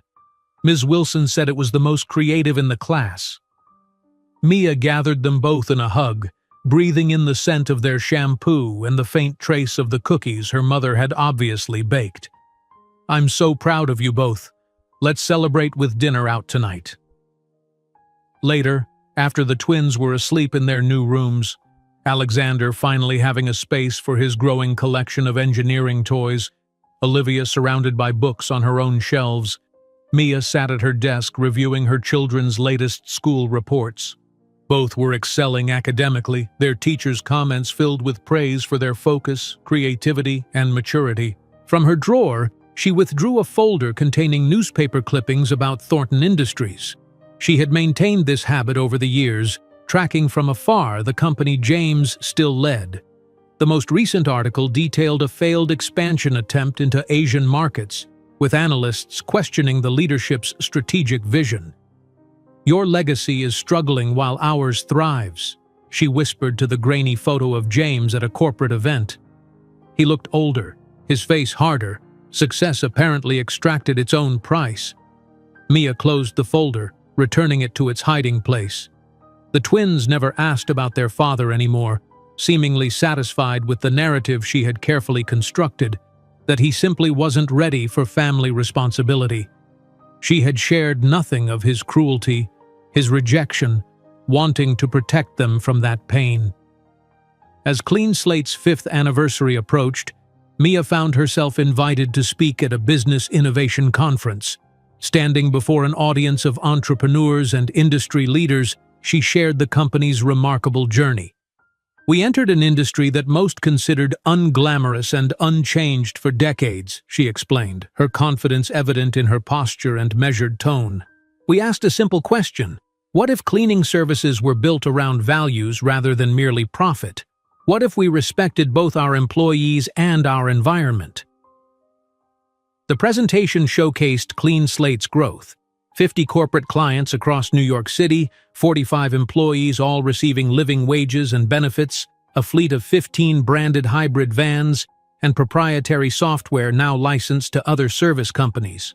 Financial projections displayed on the screen revealed a company valuation approaching $50 million. The creation of the New Beginning Foundation marked another milestone in Clean Slate's 6th year. Mia signed the incorporation documents with Eleanor and her mother as witnesses, establishing a non-profit organization dedicated to providing scholarships and subsidized childcare for single mothers pursuing education or entrepreneurship. "This foundation completes the circle," Mia explained at the small launch event. "When I was a single mother struggling to survive, education was my ladder out of poverty. Now we can extend that ladder to others." The foundation's first initiative provided full scholarships to 10 single mothers enrolled in business programs across New York City colleges, along with stipends for childcare during class hours. Mia interviewed each recipient personally, seeing reflections of her younger self in their determination. Alexander and Olivia, now 9 years old, attended the foundation's launch, dressed in matching blue outfits that complemented the clean slate colors. They listened attentively as their mother described her journey, though Mia carefully edited the narrative, omitting James entirely. That evening, as they rode home in the company car Mia now afforded, Olivia asked the question Mia had been dreading. "Mom, why do we never talk about our dad?" The question hung in the air of the vehicle. Alexander looked up from his tablet, equally interested in the answer. Mia had prepared for this moment, rehearsing her response to strike the delicate balance between truth and protection. "Your father wasn't ready to be a parent when you were born," she said carefully. "He made his choice, and we've made our life." "Did he not want us?" Alexander asked, his analytical mind seeking clarity. Mia chose her words with precision. "He wasn't prepared for the responsibility of children. Some people aren't. That's about his limitations, not about your worth." "Do you ever talk to him?" Olivia pressed. "No, we haven't spoken since before you were born." "Does he know we're smart?" Alexander's question carried a vulnerability that broke Mia's heart. "I'm sure he knows," Mia lied gently. "But what matters is that I know how brilliant you both are, and I'm here to see every amazing thing you do." The conversation shifted to other topics, but that night, alone in her bedroom, Mia nearly broke down. She had come so close to telling them everything about James's cruel rejection, his threat to destroy her career, the way he had dismissed them all as insufficient for his world. But seeing their innocent faces, she couldn't bring herself to burden them with that knowledge. "Maybe when they're older," she whispered to herself, "when they're strong enough to understand it wasn't about them." By the time the twins turned 12, Clean Slate had expanded beyond New York into New Jersey and Connecticut. The company employed over 100 people, maintained contracts with more than 80 corporate clients, and had been featured in Business Week as a model of sustainable business practices. The move to their Manhattan apartment coincided with this expansion, a 3-bedroom unit in a luxury building with views of Central Park from the living room. The night they moved in, Mia stood on the terrace gazing at the city lights, allowing herself a rare moment of pride. "Is this what you imagined?" her mother asked, joining her with 2 glasses of champagne. "Not even close," Mia admitted, accepting the glass. "I wanted stability, respect, a future for the twins. I never dreamed it would become this." "That's because you were too busy working to dream," her mother replied. "You were too focused on the next step to see how far the path could lead."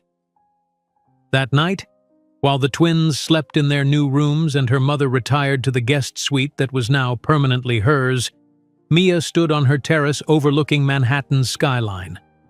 Somewhere in that glittering landscape were the offices where she had once cleaned floors after midnight, dreaming of something better while the executives slept. Now she was the executive. Clean Slate occupied an entire floor in a midtown building. Her children attended prestigious private schools on merit scholarships. The foundation she had created helped dozens of women escape the same circumstances she had faced.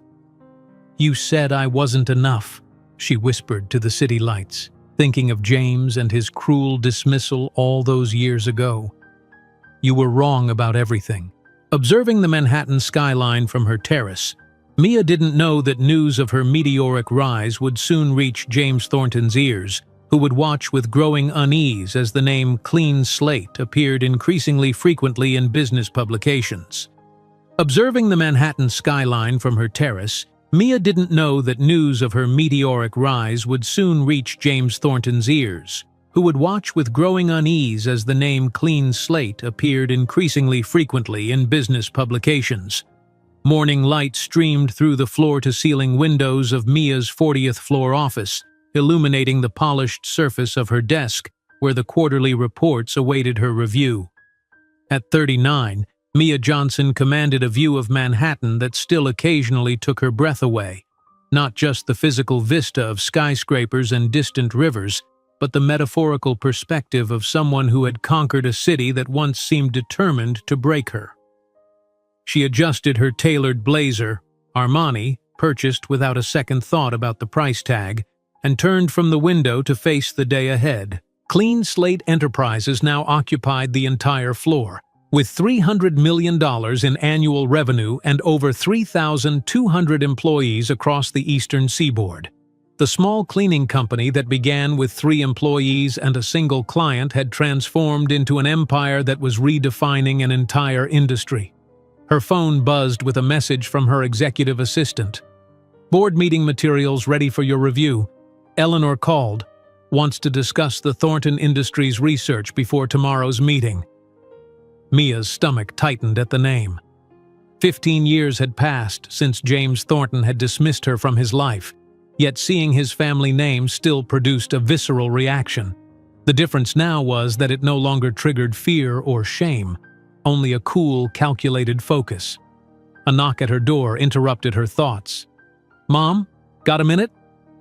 Alexander stood in the doorway, laptop tucked under his arm, his 15-year-old frame already approaching 6 feet.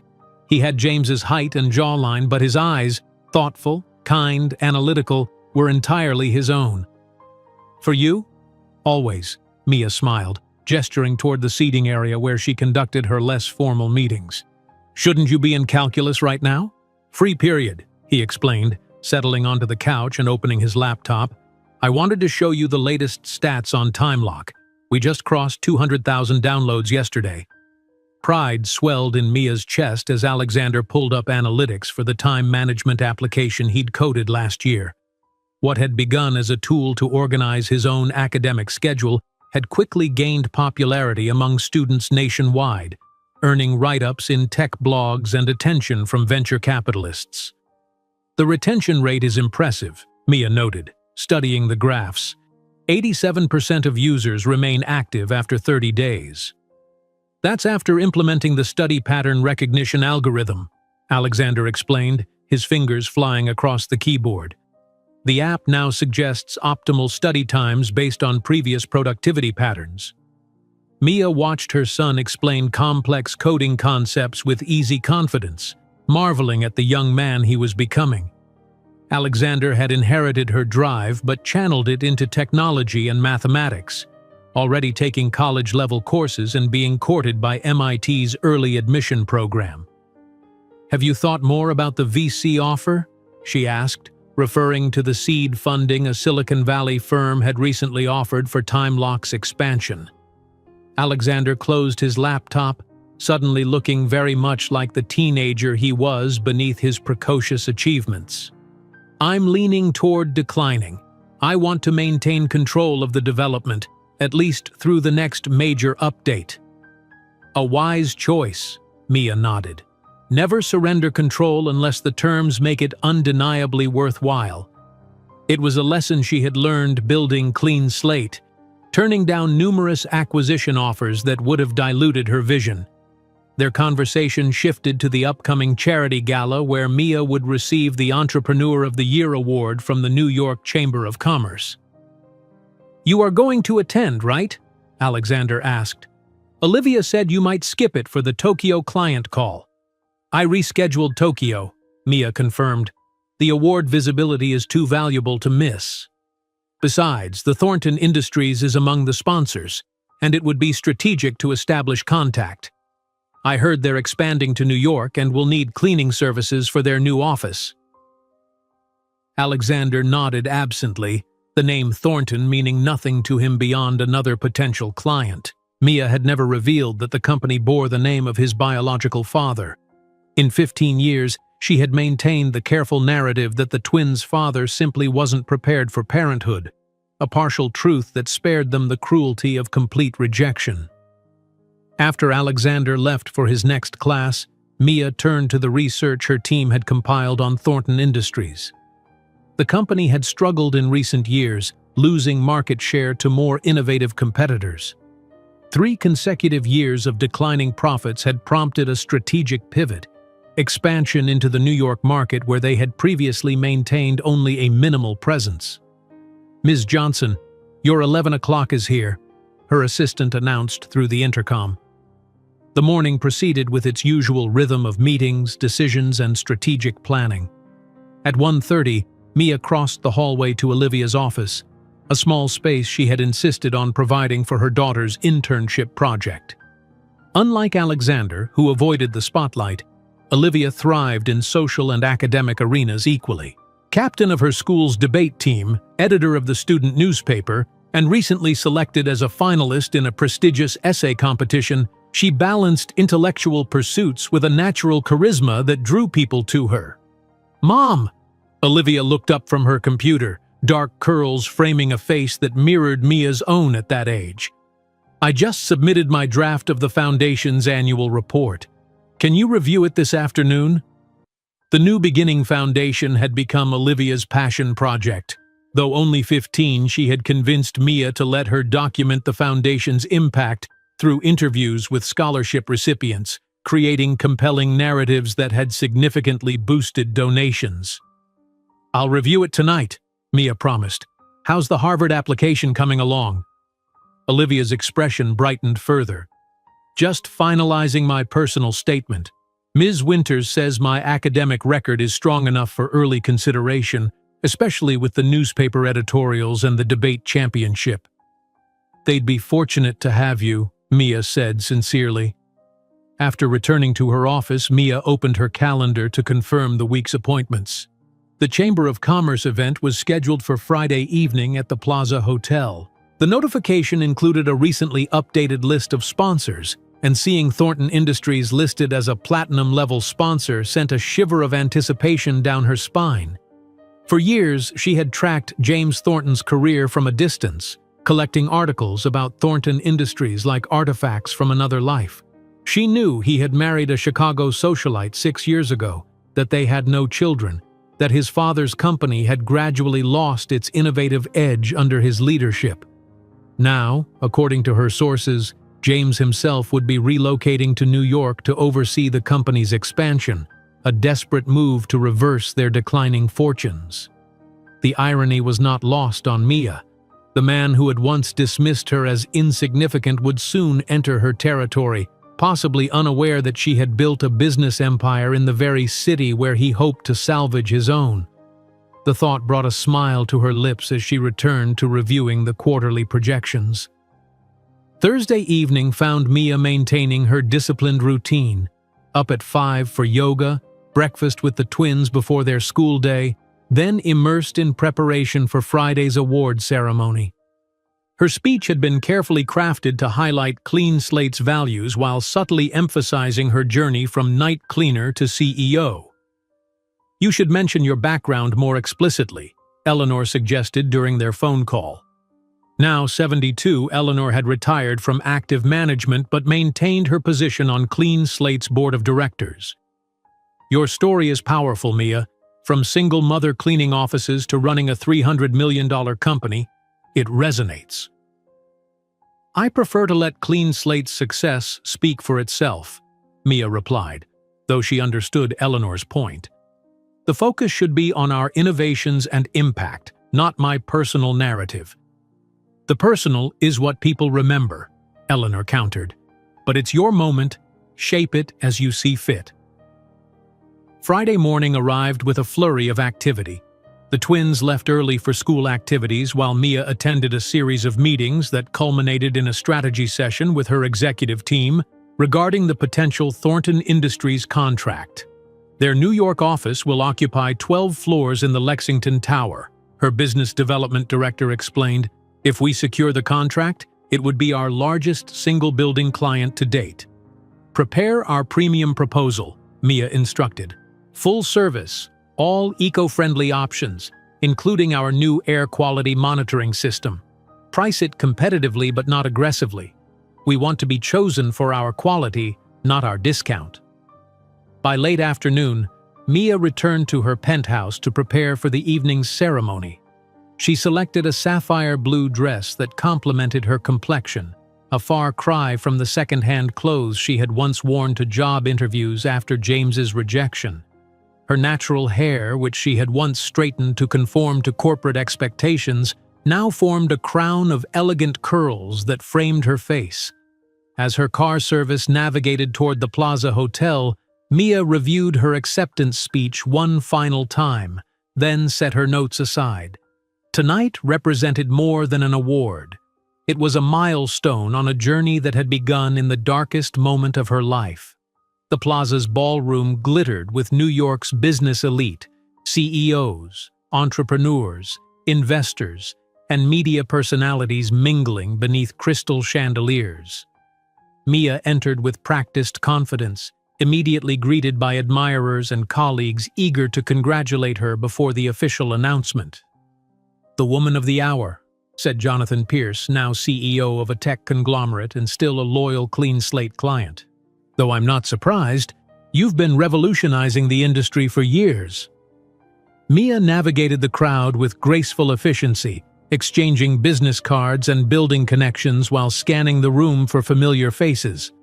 She was deep in conversation with the president of a national bank when she felt it, a prickling sensation at the back of her neck, the unmistakable feeling of being watched. Turning slightly, her gaze swept across the room and collided with a pair of blue eyes she hadn't seen in 15 years but would recognize anywhere. James Thornton stood across the ballroom, a glass of whiskey frozen halfway to his lips, staring at her with undisguised shock. 15 years had added gray at his temples and lines around his eyes, but the essential James remained.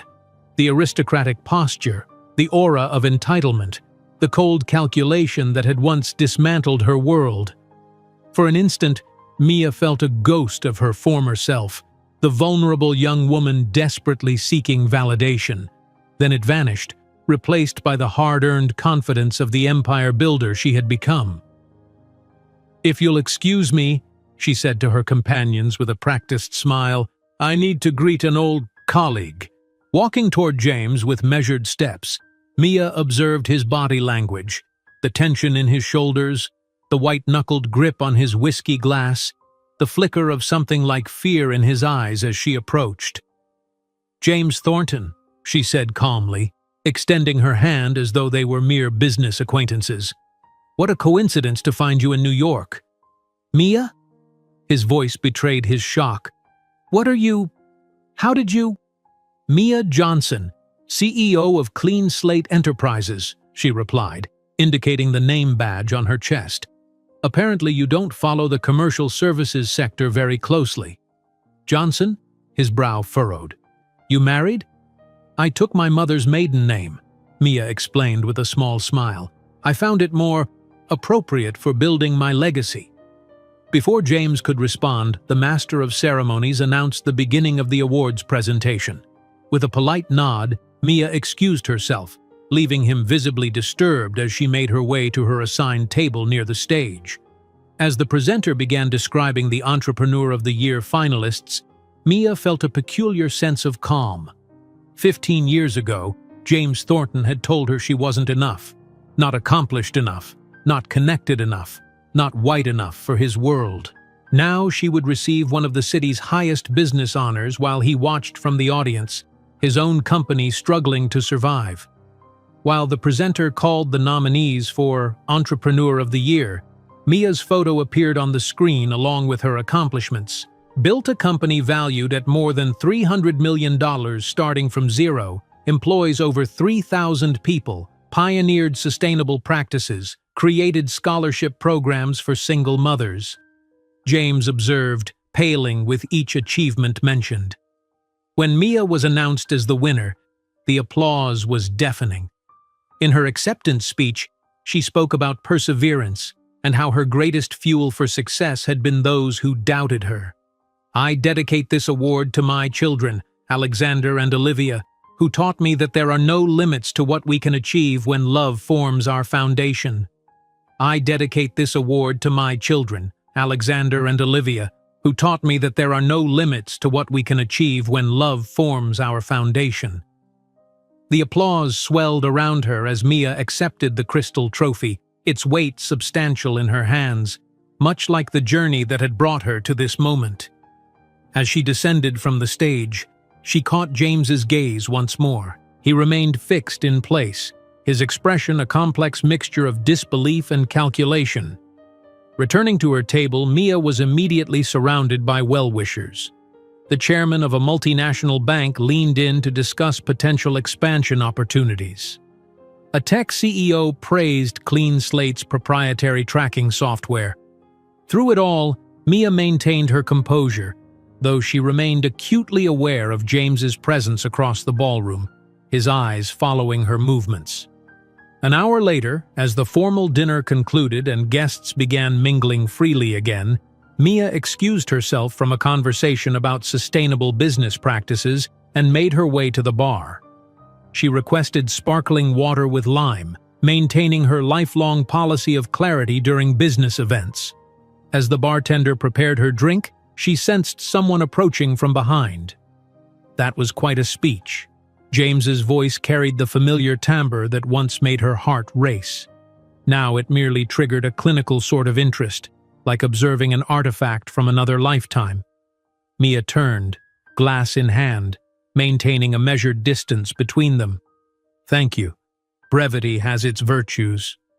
Up close, the years showed more clearly on his face. Fine lines radiated from eyes that had once gazed at her with false affection.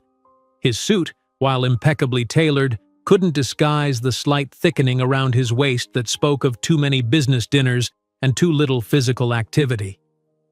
"We need to talk," he said, lowering his voice. "Privately." "I disagree," Mia replied calmly, taking a deliberate sip of her water. "Anything you have to say can be said right here." James's jaw tightened, a familiar tell that signaled his frustration. "After 15 years, I think I deserve 5 minutes of your time." "Deserve?" Mia allowed a small, cold smile. Interesting choice of word. She observed him struggling to maintain his composure, unused to having his demands refused. His gaze darted around the room, clearly concerned about being overheard. "At least move somewhere less public," he insisted, gesturing toward a quieter corner of the ballroom. Against her better judgment, Mia acquiesced, moving toward an alcove partially screened by an arrangement of exotic flowers. The murmur of conversation provided a background that ensured their privacy without complete isolation. "You mentioned children in your speech," James began, his voice tense. "You said children. You had the babies?" Mia regarded him with clinical detachment. "I had the twins, yes. They're 15 now." "Twins?" The word seemed to physically impact him. "A boy and a girl?" "Alexander and Olivia," she confirmed, watching emotions flicker across his face. Surprise, confusion, and something that resembled calculation more than any paternal feeling. "Are they—" He hesitated, then finished in a lower voice. "Are they mine?" The possessive pronoun grated against Mia's ears. "Biologically? Yes. In every way that matters? No." She watched his breathing accelerate slightly, his mind clearly racing behind those blue eyes that had once seemed so captivating to her younger self. "You should have told me," he said, an accusatory edge hardening his voice. "Should I?" Mia's tone remained neutral. "I recall your exact words were to disappear from Chicago and that I was a temporary distraction that had become inconvenient. You made your position extremely clear." James flinched slightly at having his own words reflected back to him. Things were different then. I was different. Were you? Mia asked, genuinely curious at his revisionist perspective. Look at you now. He gestured vaguely at her designer dress, the award she'd set aside, her entire presence. Successful, powerful. Everything worked out in the end. The audacity of his statement nearly broke her careful composure. Not thanks to you, she replied, her voice dropping to ensure only he could hear her. It worked out because I worked while you slept. I studied while you partied. I built while you inherited. A flush crept up his neck, the same tell of anger she remembered from their last encounter 15 years earlier. Before he could respond, a group of executives approached, recognizing Mia from her time on stage. "Mia, congratulations again," said a silver-haired woman who headed a major investment firm. "We need to discuss that proposal for the Park Avenue buildings. My board was impressed with your presentation last week." "I'd be delighted," Mia replied smoothly, turning partially toward them. "In fact, James Thornton here might be interested as well. Thornton Industries is expanding to New York and might require our services." James's expression oscillated between discomfort and humiliation as he realized the position Mia now occupied, that of a potential vendor to his struggling company. The power dynamic between them had inverted so completely that he seemed unable to formulate a response. "Thornton Industries? Of course." The woman extended her hand to James. "I heard about your New York expansion. Bold move in this market." As the conversation shifted to business prospects, Mia observed James struggling to maintain his executive persona. The financial challenges facing his company were common knowledge in business circles, though he attempted to project confidence as he discussed Thornton's expansion plans. When the group finally moved away, James turned back to Mia, desperation more evident in his expression. "Can we talk somewhere truly private? Please? There's so much to discuss." Mia consulted her watch, an understated Patek Philippe that had been a gift to herself when Clean Slate reached its first 100 million in valuation. "Actually, I need to go. My children are waiting for me." The emphasis on the word children was subtle but unmistakable. James caught it immediately, his jaw tightening once more. "You know how important it is to be present for one's children," she added, meeting his gaze directly. The barb landed precisely as intended. James's face flushed deeper, his composure cracking further. "This isn't over, Mia. 15 years is a long time, but biological connections don't simply disappear. I have rights." "Rights?" Mia repeated, allowing genuine amusement to color her tone. Another interesting word choice. She gathered her award and clutch, preparing to depart. "If you're truly interested in Clean Slate services for your New York offices, have your operations director contact my team. We provide exceptional service, though I should warn you, we're not the cheapest option. We believe in paying living wages and using sustainable products. Quality has its price." With that parting comment, Mia turned and moved through the crowd toward the exit, accepting final congratulations with gracious nods.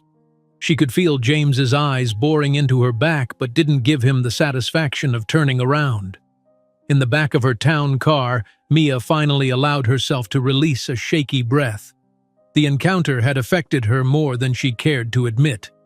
Seeing James again, hearing his voice, observing his mannerisms, had transported her momentarily back to that devastating day in his apartment.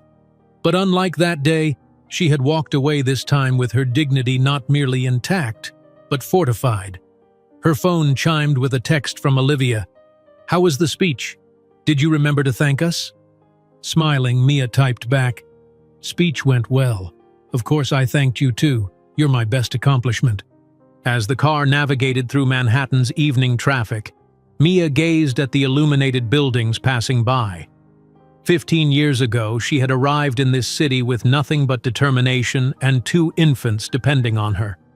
Now those buildings housed corporations that competed for Clean Slate's services and her children were preparing applications to the nation's most prestigious universities. The car pulled up to her building, the doorman immediately moving to open her door. "Congratulations on your award, Ms. Johnson," he said with genuine warmth. "We saw it announced on the business news channel in the lobby." "Thank you, Eduardo," she replied, stepping into the marble-floored lobby. The elevator carried her swiftly to the penthouse floor. As she entered the apartment, she heard Alexander and Olivia's voices from the kitchen, along with her mother's warm laughter. The sound washed away the lingering tension from her encounter with James. "Mom's home!" Olivia called out, appearing in the hallway. "How was it? Did you bring the award?" Alexander followed his sister, both teenagers immediately focusing on the crystal trophy in Mia's hands. "It's bigger than I expected," Alexander observed, examining the engraving with typical analytical precision. "Let me see your speech," Olivia demanded, always the communications expert of the family. As Mia handed over the folded paper from her clutch, she studied her children's faces, these remarkable human beings she had raised alone, who had never known the man whose features they subtly carried. Alexander had James's height and jawline, while Olivia had inherited his persuasive charisma, though she channeled it toward justice rather than manipulation. How would they react when they eventually learned the truth? The question had haunted Mia for years, becoming more pressing as they approached adulthood. Tonight's encounter with James made that reckoning seem suddenly, uncomfortably imminent. Later, after the twins had retired to their rooms to finish homework, Mia sat on her terrace with a glass of wine, replaying the evening's events. Her mother joined her, wrapping a cardigan around her shoulders against the autumn chill. "You seem troubled despite your big night," her mother observed, settling into the adjacent chair. "What happened?" Mia hesitated, then answered honestly. "James was there. James Thornton." Her mother's intake of breath was sharp. "Did he recognize you?" "Oh yes," Mia confirmed. "We spoke. He asked about the twins." After 15 years of silence, the nerve of that man. Her mother's indignation was palpable. "What does he want?" "I'm not entirely sure," Mia admitted. "But I suspect it has something to do with his company's financial troubles and the fact that Alexander and Olivia are now potentially valuable assets in his eyes." "Those children are yours," her mother said fiercely. "He gave up any claim to them the moment he rejected you." Mia nodded, though she knew the legal reality might be more complicated. "I've protected them from the truth their entire lives. I'm not sure how much longer that's possible." As her mother returned inside, Mia remained on the terrace, gazing at the city that had given her a second chance. Tomorrow's newspaper would feature her photo receiving the award, and somewhere in that same business section would be a mention of Thornton Industries' expansion to New York. Their paths had converged again after 15 years, creating ripples that threatened the carefully constructed peace of her family. While the applause from her speech still echoed in her memory, Mia didn't notice that James, desperate and with nothing to lose, was already planning a move that would threaten the peace she had carefully built for her family, a direct confrontation with the twins she had protected from the truth for 15 years. While the applause from her speech still echoed in her memory, Mia didn't notice that James, desperate and with nothing to lose, was already planning a move that would threaten the peace she had carefully built for her family, a direct confrontation with the twins she had protected from the truth for 15 years. Morning light streamed through the floor-to-ceiling windows of Mia's office as she studied the front page of the New York Times business section. Her photograph graced the main article, "Clean Slate CEO Receives Entrepreneur of the Year Award," while a smaller item in the corner announced, "Thornton Industries expands to NYC amid third year of declining profits." The juxtaposition felt like poetic justice. Her intercom buzzed. "Ms. Johnson, Mr. Thornton is requesting a meeting at your earliest convenience. He says it's regarding potential services for their new headquarters." Mia's fingers tensed against the newspaper. She had expected James to contact her, but not quite so boldly or quickly. "Schedule him for 4 o'clock, she replied after a moment's consideration. "And Rachel, please ensure Claire accompanies me with the standard service proposal." The hours before the meeting passed in a blur of conference calls and strategy sessions. At 3:50, Mia made subtle adjustments to her appearance, refreshing her lipstick, straightening the collar of her tailored suit. This wasn't vanity. It was armor. At precisely 4 o'clock, her assistant announced James's arrival. Mia took a deliberate breath, arranging her features into a mask of professional detachment. James entered with the confident stride of someone accustomed to commanding rooms, though Mia detected a slight hesitation when he saw her behind the expansive desk. Behind him followed a young woman carrying a tablet and leather portfolio. "James," Mia greeted him with practiced neutrality. "Welcome to Clean Slate." "Mia," he replied, glancing around her office, taking in the awards displayed on the credenza, the view of Manhattan, the subtle signifiers of power and success. "Impressive space." "Thank you. This is Claire Waters, our lead accounts manager. She'll be presenting our service proposal." James frowned slightly. "I was hoping we could speak privately first." "I operate a transparent business, James. My team is involved in all client discussions from the outset." The message was clear. This was strictly business. Claire efficiently presented Clean Slate's comprehensive cleaning and maintenance proposal for Thornton Industries' new headquarters, 12 floors of premium office space in Midtown. The presentation was flawless, highlighting eco-friendly products, fair labor practices, and proprietary tracking technology. Throughout the presentation, James barely glanced at the materials, his attention fixed on Mia. She recognized the calculating look in his eyes, the same expression he'd worn when determining how to dispose of her 15 years ago. "The proposal looks thorough," James commented when Claire finished, "but I have some questions I'd prefer to discuss directly with Ms. Johnson." Claire looked to Mia, who nodded slightly. "Thank you, Claire. Would you excuse us for a few minutes?"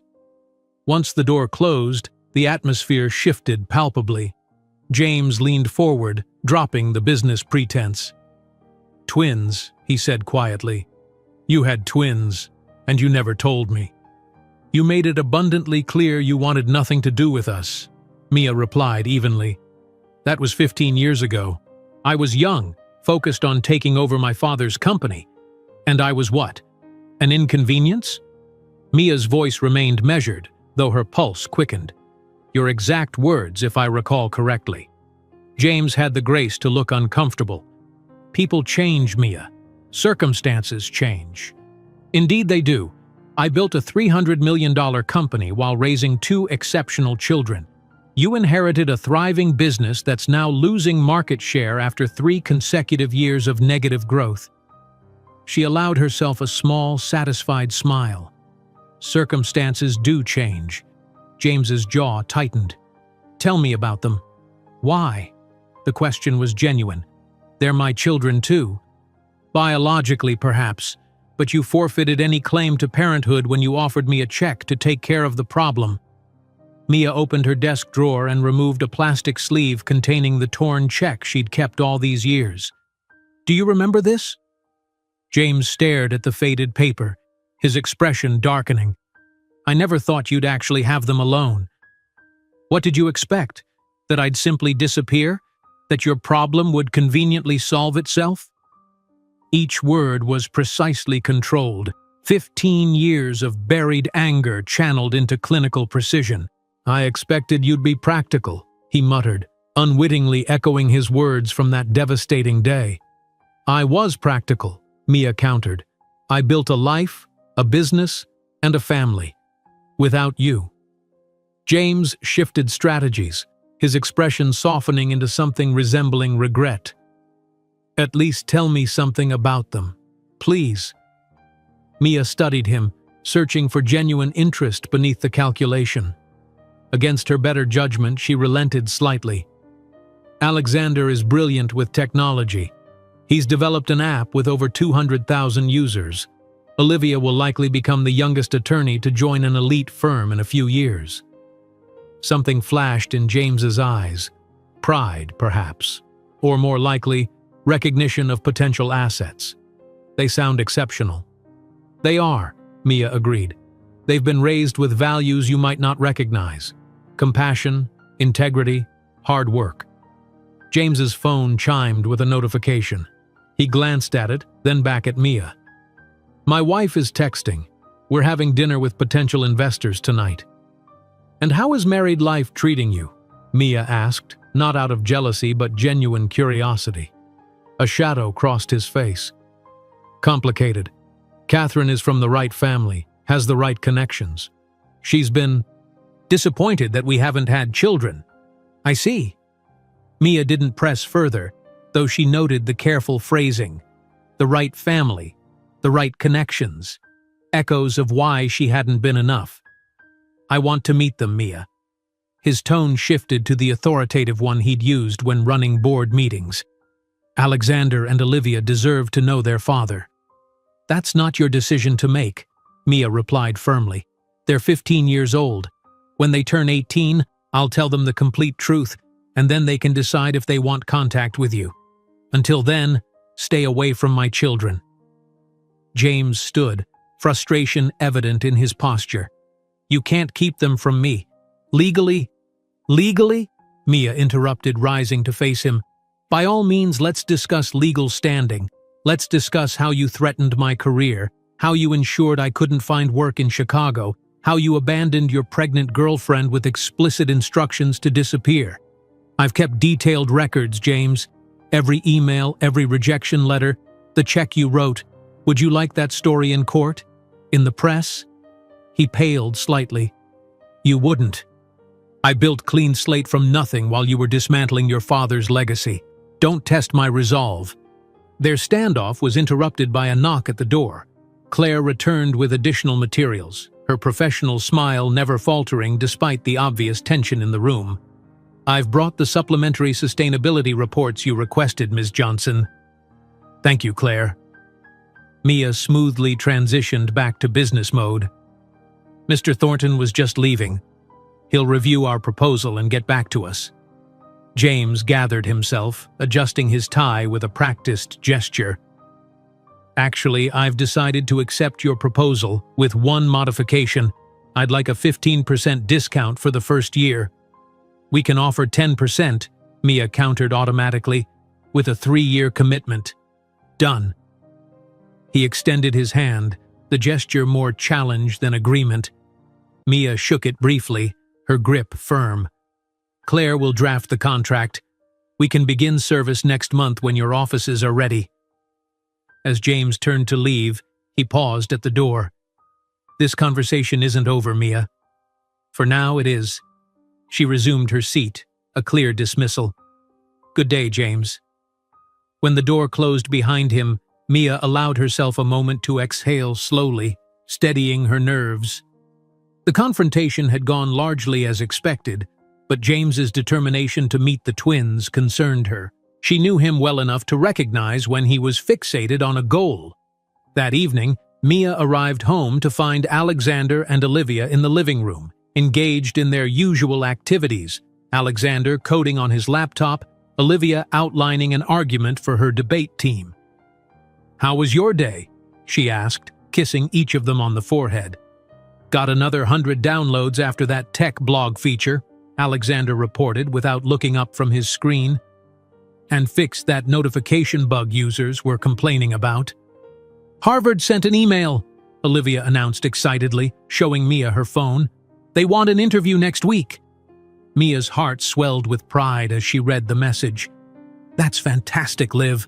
An interview at 15. They clearly recognize how exceptional you are.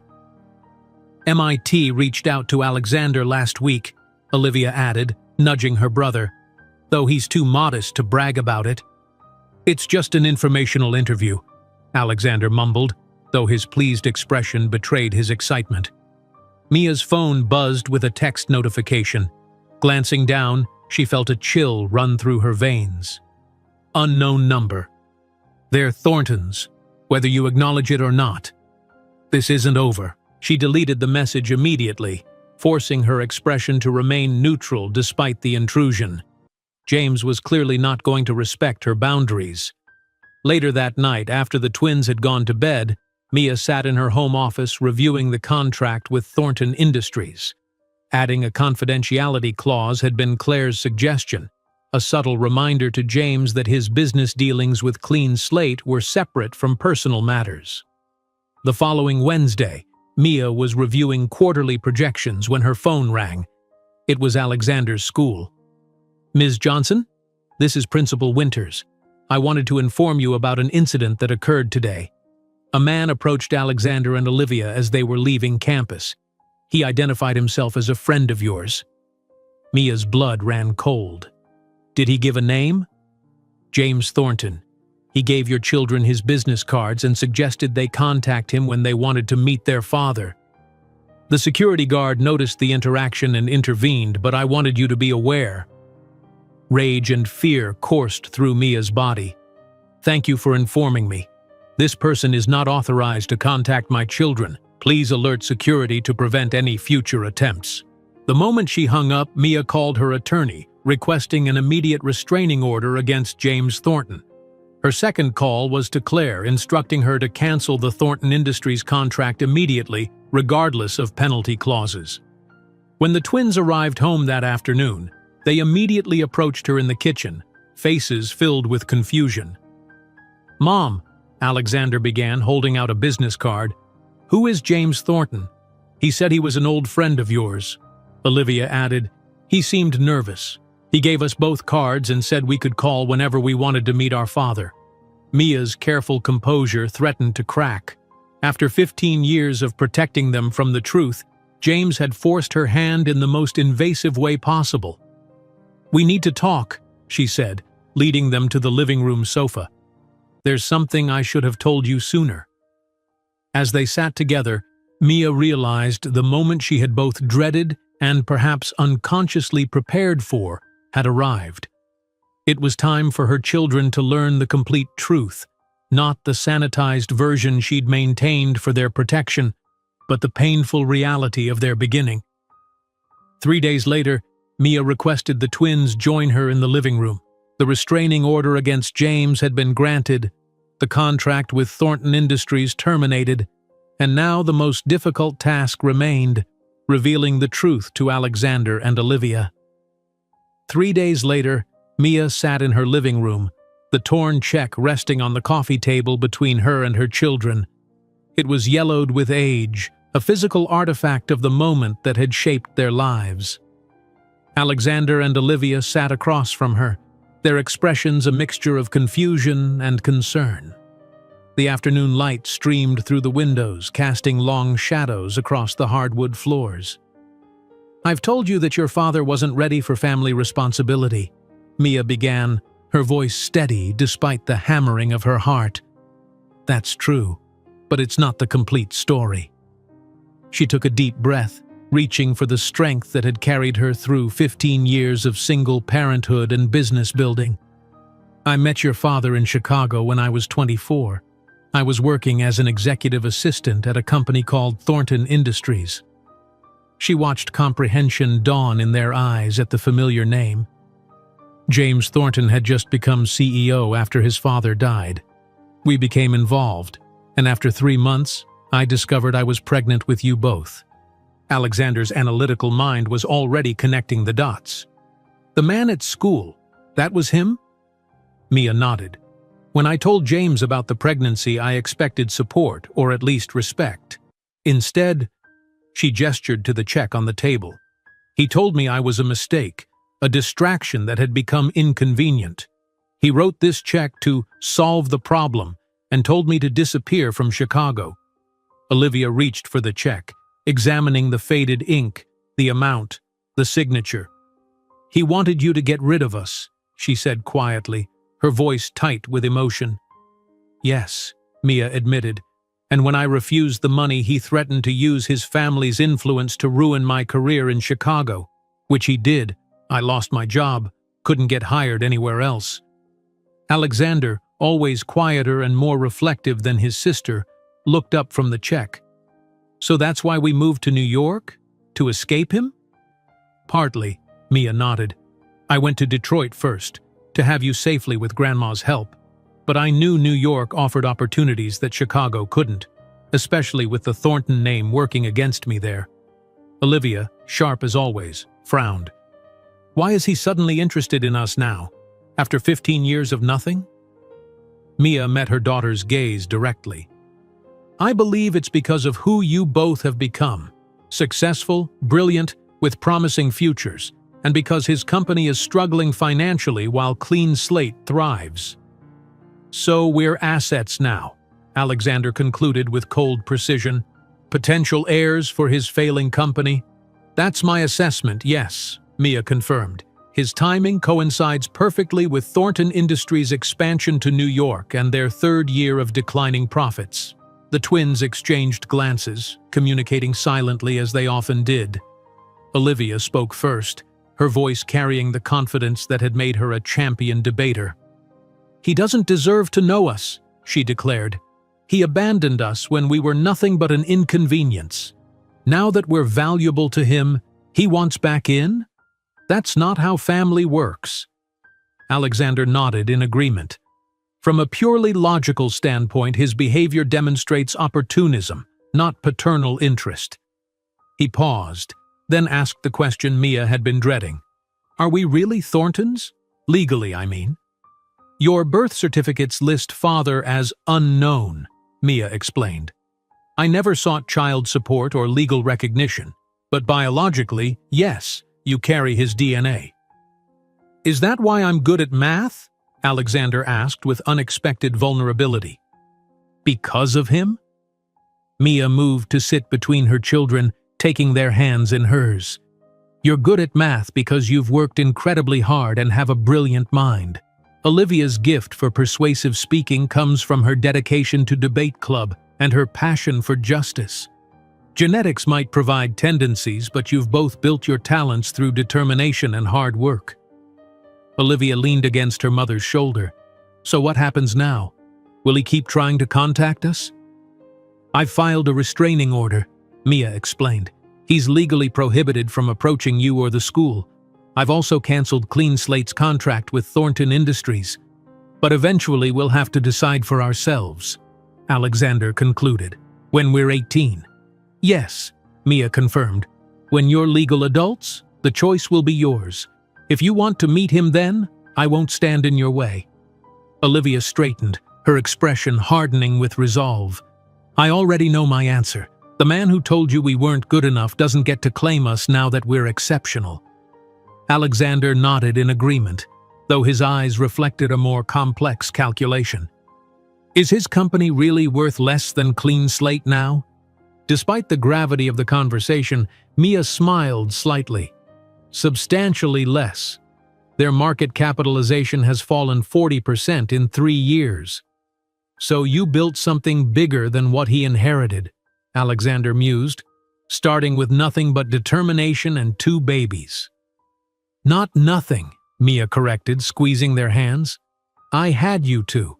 You were never a burden. You were my motivation. Everything I built was to create a world where you would never feel unwanted or insufficient. The 3 embraced, forming the tight circle that had sustained them through years of struggle and triumph. When they separated, Olivia wiped tears from her eyes while Alexander adjusted his glasses, both processing the revelations in their own ways. I kept this from you to protect you, Mia said softly. Maybe that was wrong. Maybe you should have known sooner. You made the right choice, Olivia assured her. We understand why you did it. Alexander nodded in agreement. Statistically speaking, children who believe they were unwanted by a parent show higher rates of depression and low self-esteem. Your narrative gave us stability while we developed our identities. Mia smiled at her son's characteristic analysis. Even in emotional moments, he processed the world through data and patterns. The following morning, Mia's phone rang while she reviewed the quarterly reports in her office. The Wall Street Journal was calling for comment on a breaking story. Ms. Johnson, we're running an article on the potential acquisition of Thornton Industries by Lever Group. Our sources indicate Clean Slate Enterprises is consulting on the deal. Would you care to comment? Mia carefully controlled her expression, though no one was there to see it. Clean Slate's financial consulting division works with numerous investment groups. Our client relationships are confidential, but I can confirm that we're expanding beyond facility services into strategic business consulting. After ending the call, Mia opened her email to find a message from Lever Group's CEO, confirming that the acquisition talks had advanced to the next stage. The irony wasn't lost on her. The company she had built might now play a role in the purchase of the very enterprise that had once seemed so far beyond her reach. 2 weeks later, Mia sat at her desk reviewing 3 thick envelopes that had arrived that morning, responses to Alexander and Olivia's early admission applications. Harvard, MIT, and Columbia had all requested interviews with the exceptional 15-year-old twins. Pride swelled in her chest as she arranged the letters side by side, awaiting the twins' return from school to share the news. A notification on her computer screen interrupted her thoughts. The front desk was calling. "Ms. Johnson, James Thornton is in the lobby. He doesn't have an appointment but insists on seeing you. He says it's urgent." Mia's first instinct was to refuse, to enforce the professional boundaries she had established. But curiosity got the better of her. What could drive James to appear unannounced after their last confrontation? "Tell him I'm in meetings all afternoon," she decided, "and remind him that Clean Slate no longer has a business relationship with Thornton Industries. He's quite insistent, Ms. Johnson. He says it's a personal matter that can't wait." Mia considered her options. A public rejection in her company's lobby might create unwanted attention. Better to end this cleanly. "Inform Mr. Thornton that I'm occupied building a legacy, and that I don't take meetings with people without appointments." As her assistant relayed the message, Mia turned her attention back to the university acceptance letters. The future she had fought so hard to create for her children was unfolding before her, bright, full of possibility, and entirely of her own making. Her phone chimed with a text from Olivia. "Debate tournament finals tomorrow. Can you make it?" "Wouldn't miss it for the world," Mia replied, smiling as she imagined her daughter commanding the stage with the confidence that came from knowing she was valued, supported, and loved. Alexander's message followed moments later. "App update just hit 250K downloads. Coming home late. Study group for advanced calculus." These simple exchanges, the ordinary communications of family life, represented everything James had rejected 15 years ago. Now, as his empire crumbled while hers ascended, Mia felt no triumph, only gratitude for the path that had led her here. On her desk, beside the university letters, stood a framed photograph. Mia, Alexander, and Olivia smiling in front of the first Clean Slate van. Their faces shone with the joy of shared purpose, the unbreakable bond of a family forged through adversity and unconditional love. Turning off her computer, Mia gathered her things to leave early, a privilege she had earned after years of working while others slept. Tonight, she would cook dinner with her children, listen to their stories, and continue building the legacy that mattered most, not the business empire that bore her name, but the 2 extraordinary humans who carried her heart. As she organized the Harvard, MIT, and Columbia acceptance letters on her desk, next to the photo of the 3 of them smiling in front of the first Clean Slate van, Mia finally understood that abandonment hadn't been the end of her story. It had been merely the first chapter of her rise. If you enjoyed today's video, I'm sure you'll love the next one. Don't waste time. Just click on the screen.